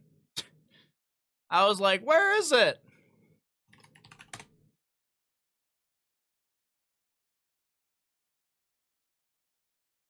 Oh, I don't have it readily available. All right, we'll do it in the future. Anyways, on the left-hand side... I know the exact photo. I just forget where I put it in my... Because my filing system on my PC is absolutely trash. I'm horrible at filing stuff. I really need to reorganize it, but I refuse to do so. On the left-hand side, we got the members of Ukraine trying to take us to a map number 5. We got an Ara on the Sonya. Opaka playing that Tyrande. We've got Blu-ray on the Lunara. Iskort playing the Falstead. And Den on the Stitches. To the right-hand side, we're looking at Poland, looking to make this a 3-1 series through Towers of Doom, possibly. Hold on. It's gonna be a 3-1. Twice on the Mal'Ganis, Alvarez playing the Medivh, Itrax on the Mephisto, or onto the, on the Zool Jin, Lavakal on the Stukov, and I missed somebody, I'm pretty sure. Rai on the Urel. All in time, go. Hell yes. Hell yes. Oh. Zool Jin will be reckless at level 1. Sorry, I have to throw the tea bag away really quickly so I can actually drink this tea. There we go. Falstad going into auto attacks at level 1. Tyrande with the Lunar Blaze, which is going to be increased range is pretty much the big thing that you want from that. You do get some extra damage on top of it, which is nice, but the range increase is fairly helpful, especially to poke around the objective phasings.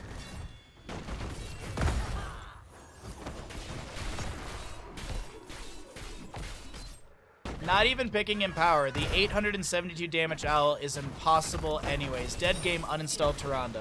There you go. Kaima would have killed Bird from Medivh with that owl. Wait, Bird for Medivh with that owl. Bird from Medivh. Huh? Bird from. Zul'jin goes down. First blood over to the side of Ukraine, as Zul'jin does have 3 stacks on his You Want axe. We'll see how that questing works out. 8 stacks for the Medivh on his Arcane Rift. As a reminder, if you die before those stacks are done, you lose all of them! He's fine. He's fine. Level 4 is here for the side of Ukraine. Auto hammer gain, excuse me, for the Falstead. Makes sense. Is he autoing from the bush? I think he is. Camp for the top lane. It's actually, we've been seeing a lot of... Oh, bye-bye, Tyrande. Slam jam from the Stitches, but yeah, that's an invade onto the camp easily from the side of Ukraine. Or Poland. God dang it, I don't know why I keep flipping their names. I don't even think they're, like, that close to each other geographically. Be ready. You must capture them quickly. Sappers bop back by the Urel. She clears out a good amount of them, and Sonya finding value in the top, slamming and jamming her way through the fort front gate. Falstad soaking up mid. And we get into our first objective phase. Top left and right are usually captured by the solo laners, and then... Oh! I almost completely knocked over. I am pushing things around. Sorry, I almost knocked over my cup of tea like 2 times there, so my bad. My apologies. Medivh will be able to zone back Falstad, who's trying to poke at this objective phasing on the right-hand side. Sonya gets the left. We actually have a fight breaking out in the bottom lane. Zul'jin trying to back away. Tyrande with the Lunar Flare connecting a bird as well. And now Medivh floating his way down here. Falstad doing the same. Falstad, does he have flight up and available? He does if he wants to use this to get down here faster, but doesn't seem like he'll need to. Nice Lunar Flare onto the portal location. Stukov gets the channel uninterrupted.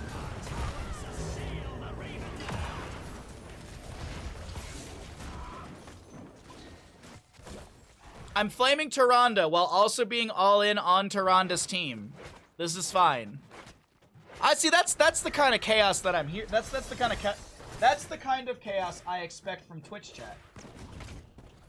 That is what I expect from all of you. I believe in this hero, but I also want to flame them at the exact same time. Sorry, I spilled a bunch of tea. I'm trying to clean it up really quickly. As I said, I'm all over the place this morning. I'm doing my best. I'm trying. Secret weapon for the Falstead. We've got the Poison Spear from Sonya. Mal'Ganis with the Night Rush onto the Falstead, but Iscorp is just going to barrel roll away. He's fine. It's whatever. Goodbye, Itrax. Zul'jin with 10 stacks. Medivh's down here. The portal's set up. Okay. Nice double stack on the Lunar Flare from Tyrande. Lurking Arm. Excuse me, the weighted pustule connecting onto the Tyrande, but no potential kill onto her. Double altar phase coming up in the center and the bottom of the map. We've got 24 stacks on Medivh for his Arcane Rift. 10 talent here, almost here first for the side of Ukraine. They've got an extra kill in their pocket. Extra camps to be grabbed as well from that consistent top lane. Zul'jin really wants to chase on to this Stitches, but neither of them will make any sort of critical plays. Just stacking for the Zul'jin is actually, here's the big play. Good heal. I think that was from Tyrande. Might have been a bite from Stitches as well. Twice goes in a little deep. Will be hooked back in. Stukov gets the channel uninterrupted. Sonya just taking down the top lane for it, by the way. Sonya just taking down the top lane for it. You're both hilarious with the lack of sleep and making me sad at the same time. I'm making you sad? Oh, that's the opposite of what I'm aiming for. That's the absolute opposite. Zul'jin uninterrupted. 10 talents here. Okay, they got their Gorge. There's the portal set up by Medivh. Power shot. All right. First, kidnap does not work out.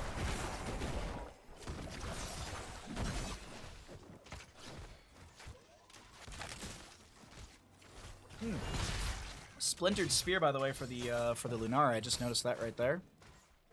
She went into the Blossom Swell, but she didn't go for the Noxious Blossom? That's not right. Noxious Blossom's the baseline ability name. Oh god, I'm blanking on the... Anyways. It's usually the one that's synergized with the level 4 for the extra burst ability. But anyways, a fight potentially breaking out here. Portal, set up. Oh, goodbye, Tyrande. Whoa!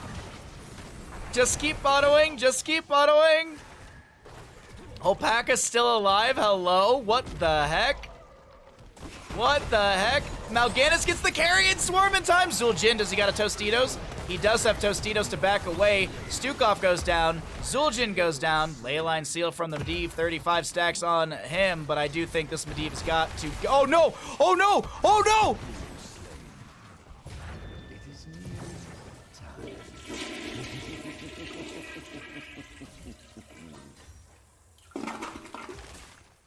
Oh no!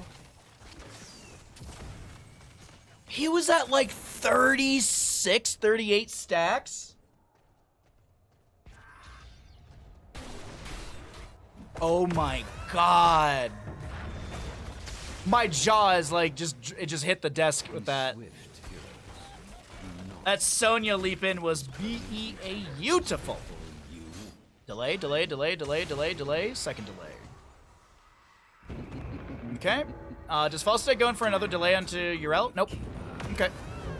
So 5 for 3 in the tower shot trade. 22 to 31. 2 to 31 would be a lot more wild at 8 minutes into the game. Lurking Arm, Zul'jin throwing in some axes. Blu-ray low. Good heal from Alpaca, but I do think this is going to be a dead Lunara. Nice portal forward from Medivh.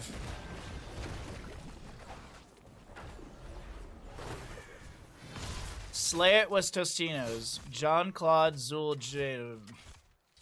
Hey Darth, what's up? Welcome back.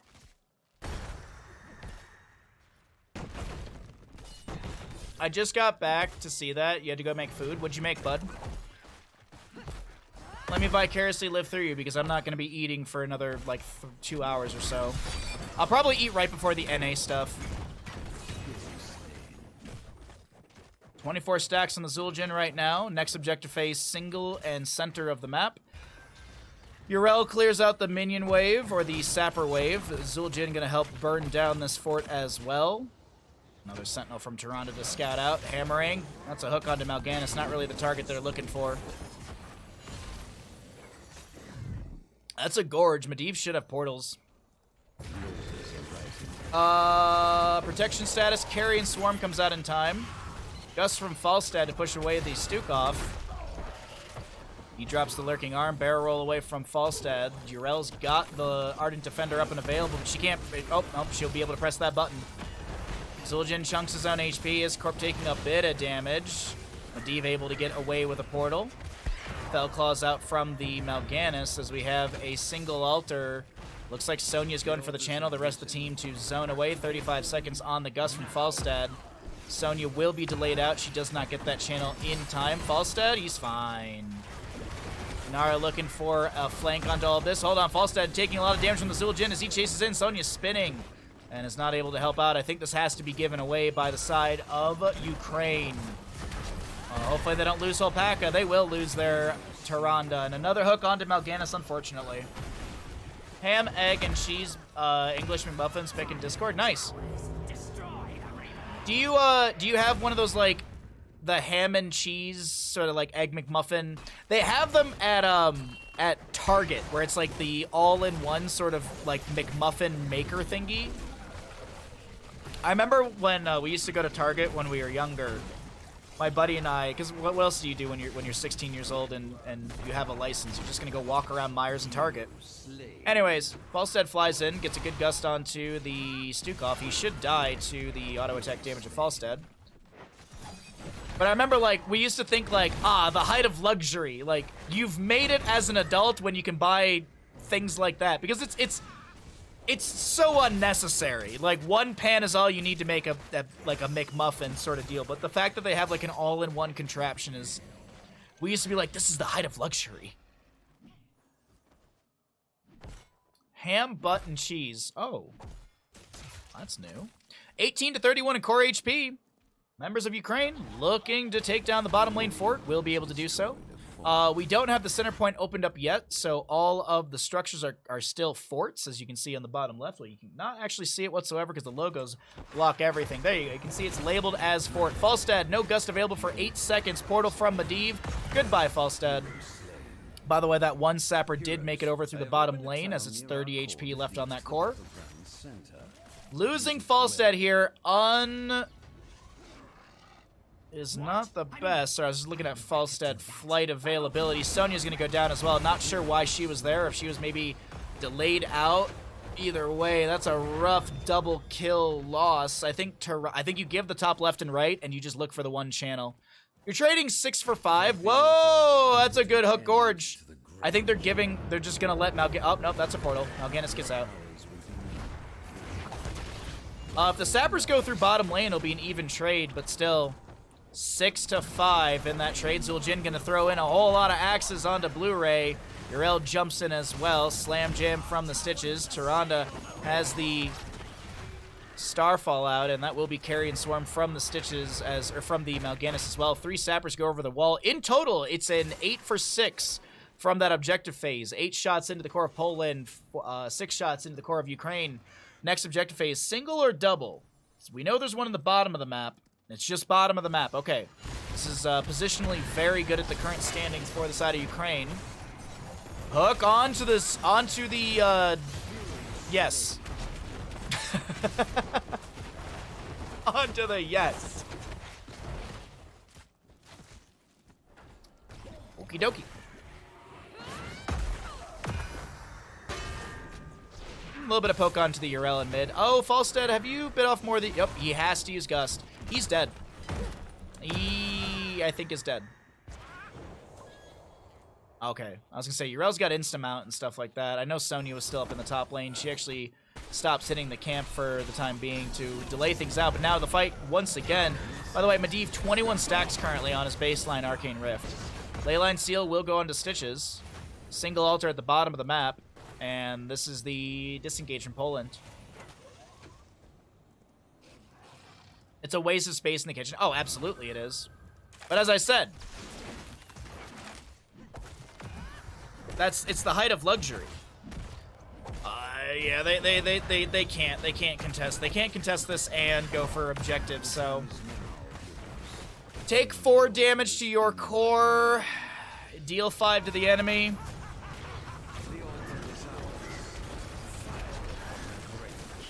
And 8 to 17. Sappers, though. Sappers. Can they delay out their rotation? Falstad has Gust. Nah, these sappers won't make it over the wall in time. They have a portal to make it down here quick enough. The cleave from the Zul'jin as well, with the double revolve on that cleave. Ooh, Falstad makes a quick move into mid lane for some nice siege. Gets about 50% of the fort and is able to back away. Gorge onto... Okay, that's a very good Gorge target. Portal's already set up. Oh, no, okay, I thought the portal was set up differently. That's a Gust onto the Mal'Ganis. He's trying to back away. Leyline Seal builds a wall. Oh, good stun. Tyrande almost getting the kill. No! Carry and Swarm is forced out by the Mal'Ganis. Nice hook from Den in the late game. The hook range increases, really helping out. Nice Righteous Hammer from Yrel. It's going to bop back these minions. And Sonya, she's got to leave this top lane. She knows the enemy's starting to rotate up. Camp for bottom once again. Single objective phase in the center of the map. Sonya just chilling behind the gate. Oh, that's why my tea is not getting warmer, because the heater's off. Rise again. We use our brain here. Okay. Push set up. Potentially to gank Sonya. Boss is up in 3 minutes and 20 seconds. Sonya playing in front of the gate. Sappers to be almost fed in through the bottom lane. Let's actually swap visions really quickly. Okay. Single altar, this is going to be given. I think they clear camp, get 20s, and give. I don't think Medivh's going to leyline seal this. Does he put a portal to just threaten? Not even. Hook goes out from Stitches not connecting. Sapper's cleared out before they go over the wall. 18 to 12 in core HP. Boss is up in 2 minutes and 49 seconds, so we're going to be looking, what, 16, 17, like 19 minutes into the game or so? Somewhere around there, I think. Ballstead barrel rolling in. He's looking for that angle for the wind tunnel. Another hook goes out from Stitches, not connecting. He's actually hungry Stitches. Not going to be going into the master hooker at level 20. Sidestep from the way to Pustule. Avocado, thank you for the follow. Urel's going to Avenging Wrath away. Next objective phase, top left and right. Not game winning for either side at this time, but boss is 2 minutes away. 19 minutes plus will be available. Urel going for the camp. It is going to be scouted out by the Sonya. That's a hook. Is connecting onto the Stukov. Leyline seal with Medivh cheats. That's a hungry Stitches. Gonna be pulling everyone onto this wind tunnel into the wall. Zul'jin gets the Tostitos. That's a spin. That's a dead Zul. No, Zul'jin's still alive. It's a triple kill for the side of Ukraine as the objective phase is announced. Oh my god, but mid, chat. But mid. Convert mid. That's 12 shots, you win. Urel immediately goes to bottom lane. She's gonna start working on this camp. 5 seconds, there's no way. You have to, this is game, I think we're going to game 5, chat. I think we're going to a game 5. I do think we're going to a game 5. Urel delays out this. Tyrande, Lunar Flare will connect onto her as well. Top lane Ford is at 50%. Leyline seal with Medivh cheats. They're trying to build a window, buy a window, create a gap. Medivh, 31 stacks, currently portals forward. Urel with a lot of damage applied to her. Ardent Defender is up and available for the Urel. 8 seconds on Stukov, 5 seconds on Mal'Ganis. Urel goes in, she gets the Ardent Defender at the last second. Tyrande, Lunar Flare onto the Medivh. Medivh with 38 stacks currently. Tyrande does go down. Medivh.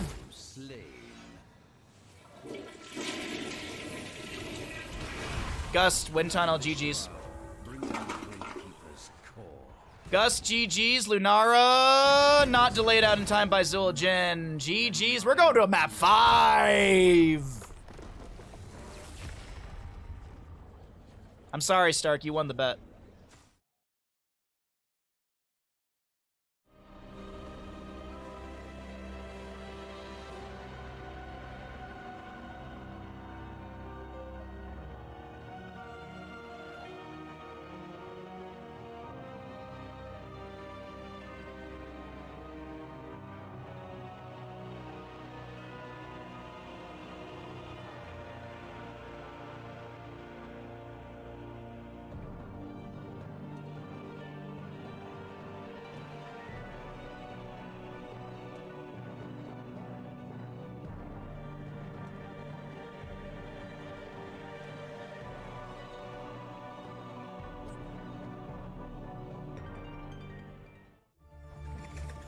Welcome back, ladies and gentlemen, into the Nations Cup. We are here in map number 5, our first map number 5 in the second stage.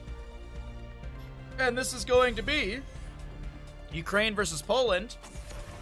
As a reminder,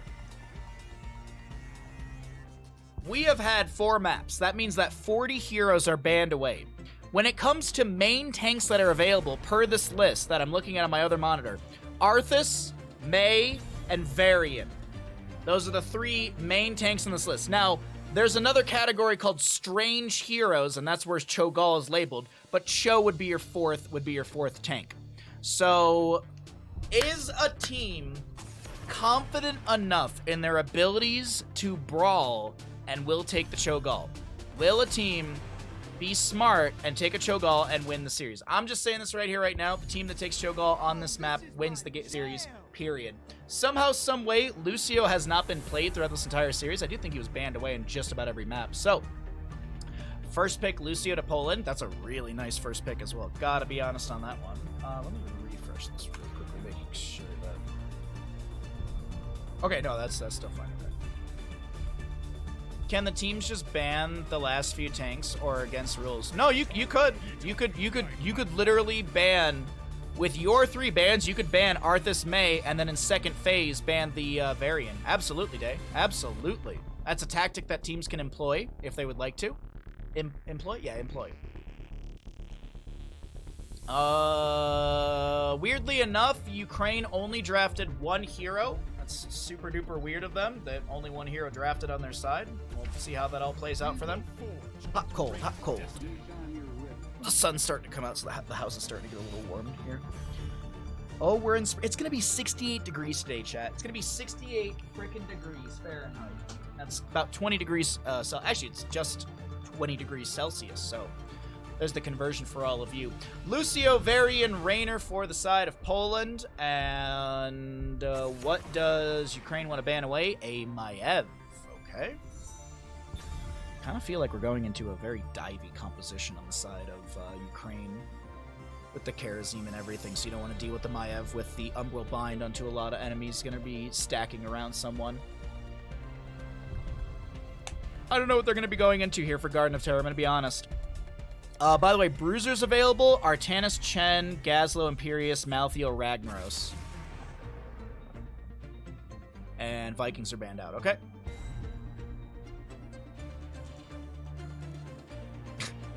What if they actually went Cho'Gall Vikings? That would have been wild. Phoenix, Kharazim, Cho'Gall pushing a wave while Vikings are just off doing stuff.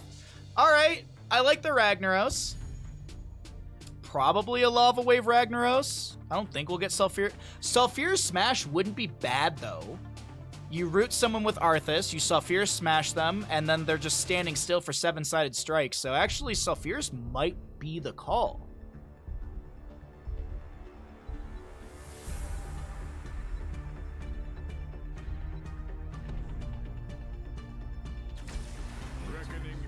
It's Screaming Cho. Pick 2...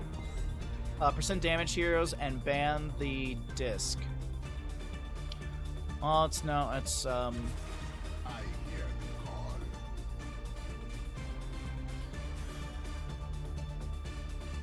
We get to a game 5 and we're only met with disappointment.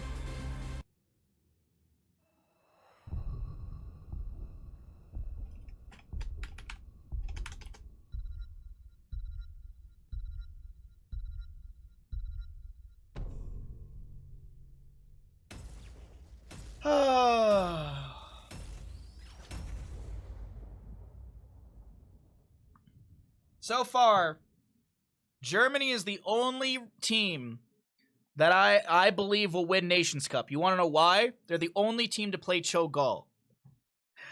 Twitch Gamble's up and available if you would like to predict. We're getting into map number 5 in our second best of 5 of the day. As a reminder, we have another best of 5 after this one, and then we're going to be doing NA after that. Oh boy, it's a long weekend of Heroes of Storm action. Honest to God, I was thinking earlier this morning when I got up, I was like, you know, I went out yesterday after stream. I had a pizza. I had a slice of pizza. I had a beer, chatted with some friends. Maybe I don't go out today after stream. Now that the day is getting longer and longer, I'm like, you know, when stream's done, I should just go play bingo. I should really go do something. We are going to walk Bandit, though, after stream. Anyways, Ukraine in the blue on the left-hand side. We've got Den on the Arthas, Iskart playing the Dragoon. We've got Ara on the Ragnaros. Brain, please. We've got... I don't know how, but my brain was about to say Blu-ray on Limp Bizkit, so that's that. And Hopaka playing the Nazebo. That's where we're at mentally. Just, I'm doing my best, chat, and I hope you're having a good time watching my brain melt. Itrax on the Varian, Alvarez playing the Rainer, twice on the Tyrael, Rai on the Zul, and Lavaco playing the Lucio. That is a Twin Blades Variant, potentially. Potentially Twin Blades Variant, as it's a High King's Quest at level 1. A couple enemies are rotating to the top lane, but the members of Ukraine played into that very smart and gets a bit of damage in bottom.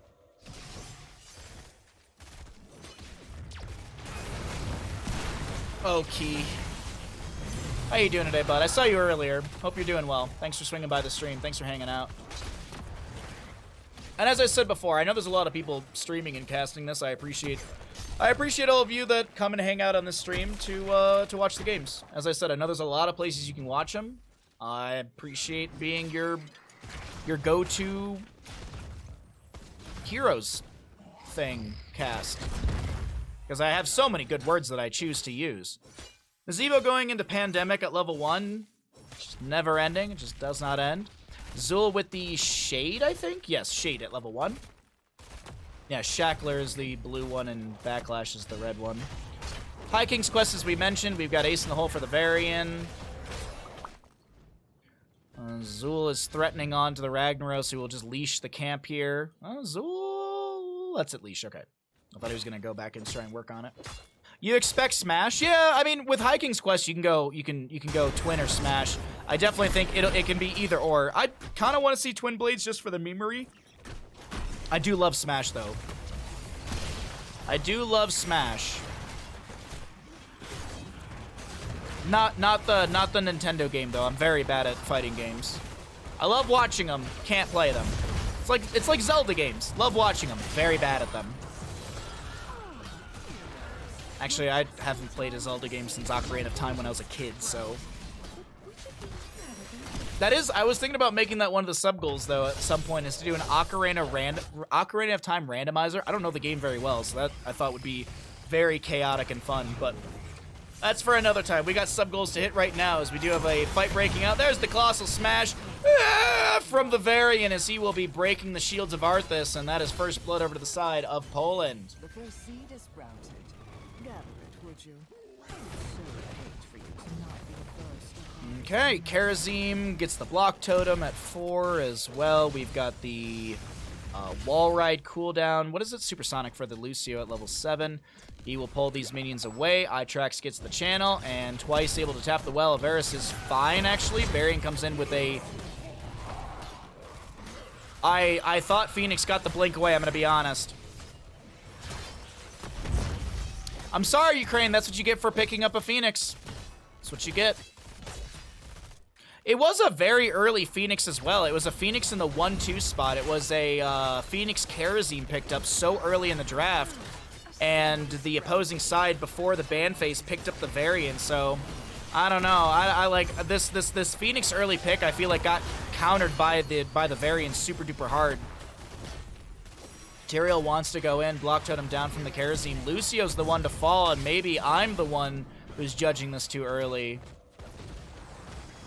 Because level 13 is going to be a nightmare for Phoenix. Level 13 Varian's going to be just the worst.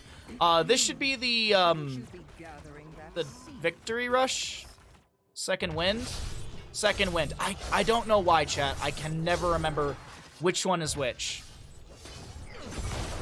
I guess because like Victory Rush, like you rush through the enemy's health bar to heal, or Second Wind, you can give yourself a, I don't know, just trying to find wins to remember these little things. Rainer poking at the Arthas who's trying to step in. Tyrael with a delay with 1 Eldruin's Might, doesn't re-trigger it. Itrax inside the zombie wall will go down. Healing actually from Lucio is a little too much. I thought the damage over time was going to be enough to take down Varian. Not the case. Though 1-to-1 in seeds, the seed going over to the side of Ukraine. Oh, Ukraine's making this look a lot more plausible than I initially had thought. 10 talent tier almost here. Let's cycle through those numbers. But as I mentioned, 13 talent tier is going to be a scary point for the Phoenix. A good zombie wall locks Rai out from their gate, but actually, little side area, little side action allows the Zul to walk through the fort. Yeah, a little side action, little side butt grab, little tushy. Second Wind is Fart Night 2, the refartening. Varian charges on to an enemy minion to back away a little bit faster. Eldruin's Might out from the Tyrael. Actually, you know what's really funny?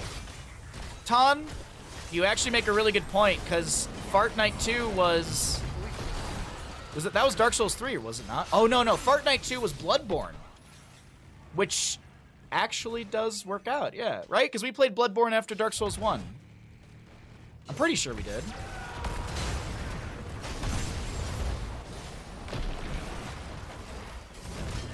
jump onto the Rainer right now, but he's not going to be taking critical damage. Penetrating round, a lot of good sustain onto the Phoenix as a single seed is up and available. Will not be a Garden Terror to either side, but still. 2 out of 3. Oh, Ragnaros with the delay. Nice. We do have Kerosene going to Heavenly Zeal at level 7. Increased Breath of Heaven's movement speed bonus to 30%. Radiating Jazz to an ally increases the healing they receive from Breath of Heaven by 50% for 3.5 seconds. Excuse me, sorry. As a reminder, or excuse me, not a reminder, we have 10 talent tiers already here. We will not be getting the Planet Cracker. I know how many of you are upset about that, but the fight breaks out, the 7-sided strike. That's going to be a Sanctification as well from Material, and Arthas will go down. Lava Wave from the Ragnaros pushes up bottom. What I was thinking is they were maybe going to be going into the come on, Brain, you can do it. Into the Sulfure's Smash to synergize with the 7-sided strike, but since Ragnaros is split from the team all the time, Sulfure's Smash isn't really that good of a call. Top lane fort does go down to the Nazeebo, bottom lane fort will go down to the side of Poland, so trade on structures. Soon we'll have another seed to gather, heroes. 88 stacks for the Nazeebo on his baseline, 39 Pandemic, 13 stacks for the Arthas on his Howling Blast level 1. Frost Presence. Arthas with the armor reduction. Ragnaros in the fight. Lucio with these push-offs. A zombie wall traps the Varian inside. Phoenix blinks in. And Varian's the one to go down. They're chasing onto Rainer. Do they have any way to slow him? Nice penetrating round to bop him back. Splash damage from the Empower Sulfuris from Ragnaros.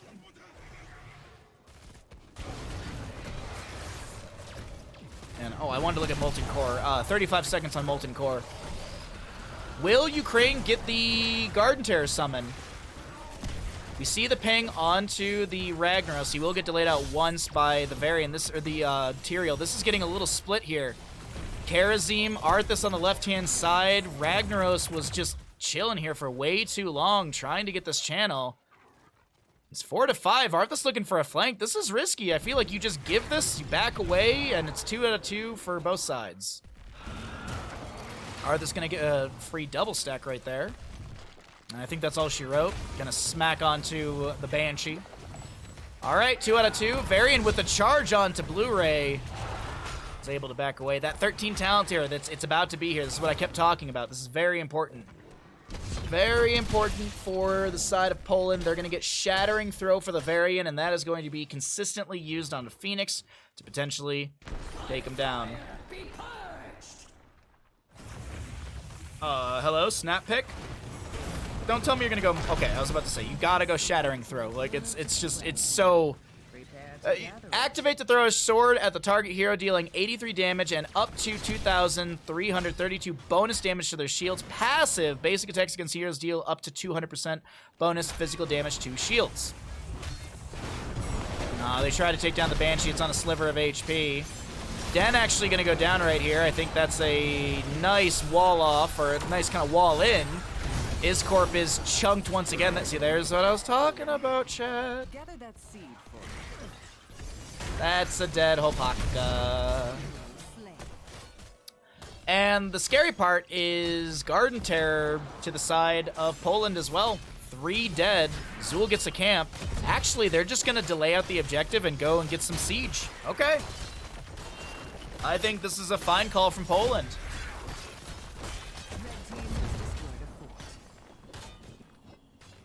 Seven-sided's extremely awkward when the enemies, or is awkward when the enemy's always clumped. Yeah. Since they're sharing the pain. Palm, I agree. Yeah, Palm could have been good. Gasps and Hots. What's up, Quid? Okie dokie. Fort goes down. Lanes are managed. Camps to be grabbed in all 3 lanes. And let's see how Poland pushes in.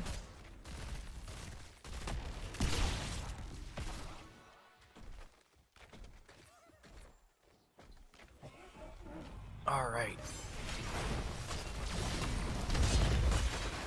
Gonna do their best to take out the sidewall. Varian jumps onto Iscorp immediately. That's a Ragnaros Molten Core. Karazim gonna get rid of the overgrowth plant so it doesn't lock down the structures. Varian's done with his level 1 questing talent. Lava Wave for the mid lane. We do have Nazebo on top to defend as well. Garden Terror in bottom down to 50% as the Holy Ground blocks the Varian from getting out. Sanctification to mitigate any damage coming in from the structure, getting these autos onto enemy heroes.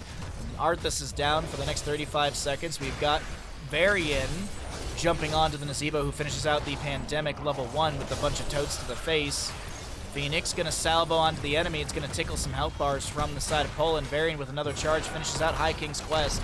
Bottom lane keeps still alive, but the Siege Giants are getting good damage, sustained damage out from the Rainer as well. And with 16 talent tier, half a level lead, Varian goes in onto the Phoenix. He gets the blink out.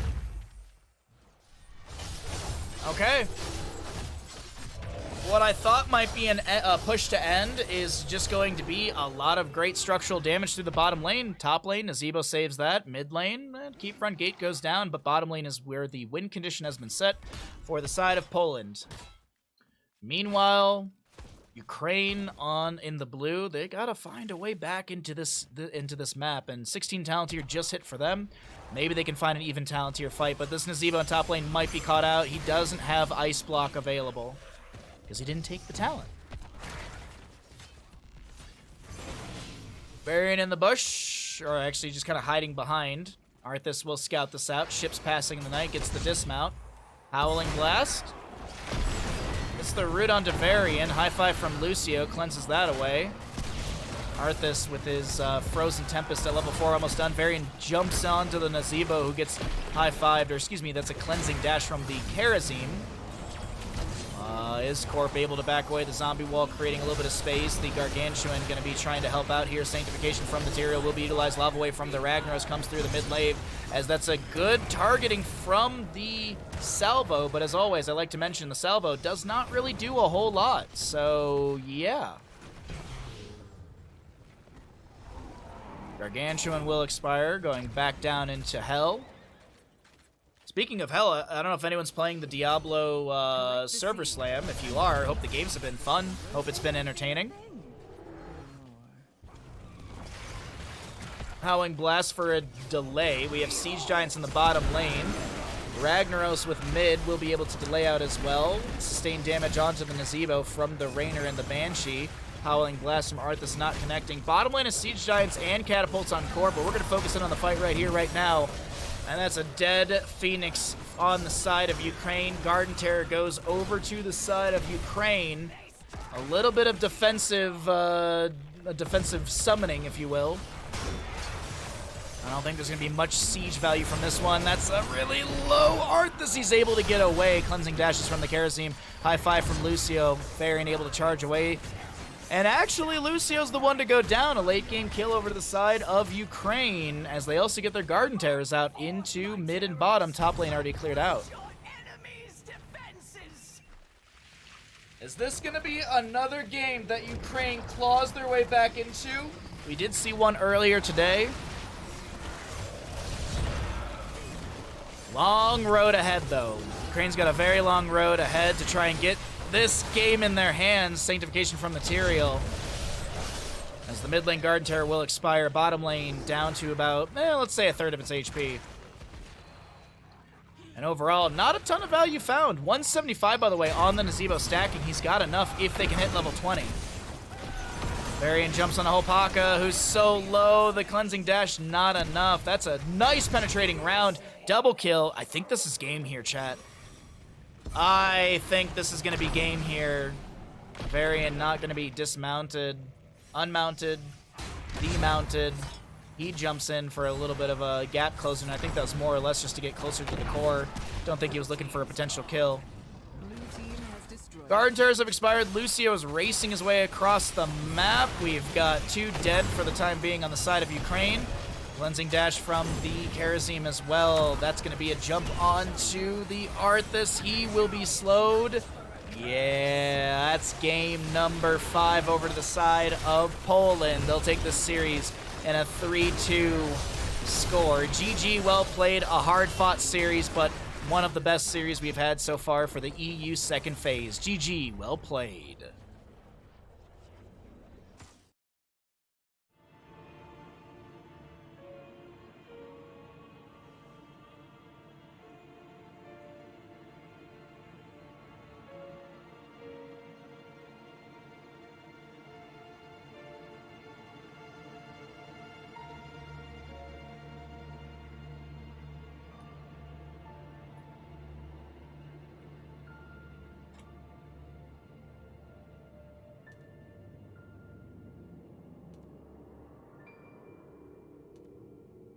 Next series is ready to go, by the way. I can see the lobby, so give me a second.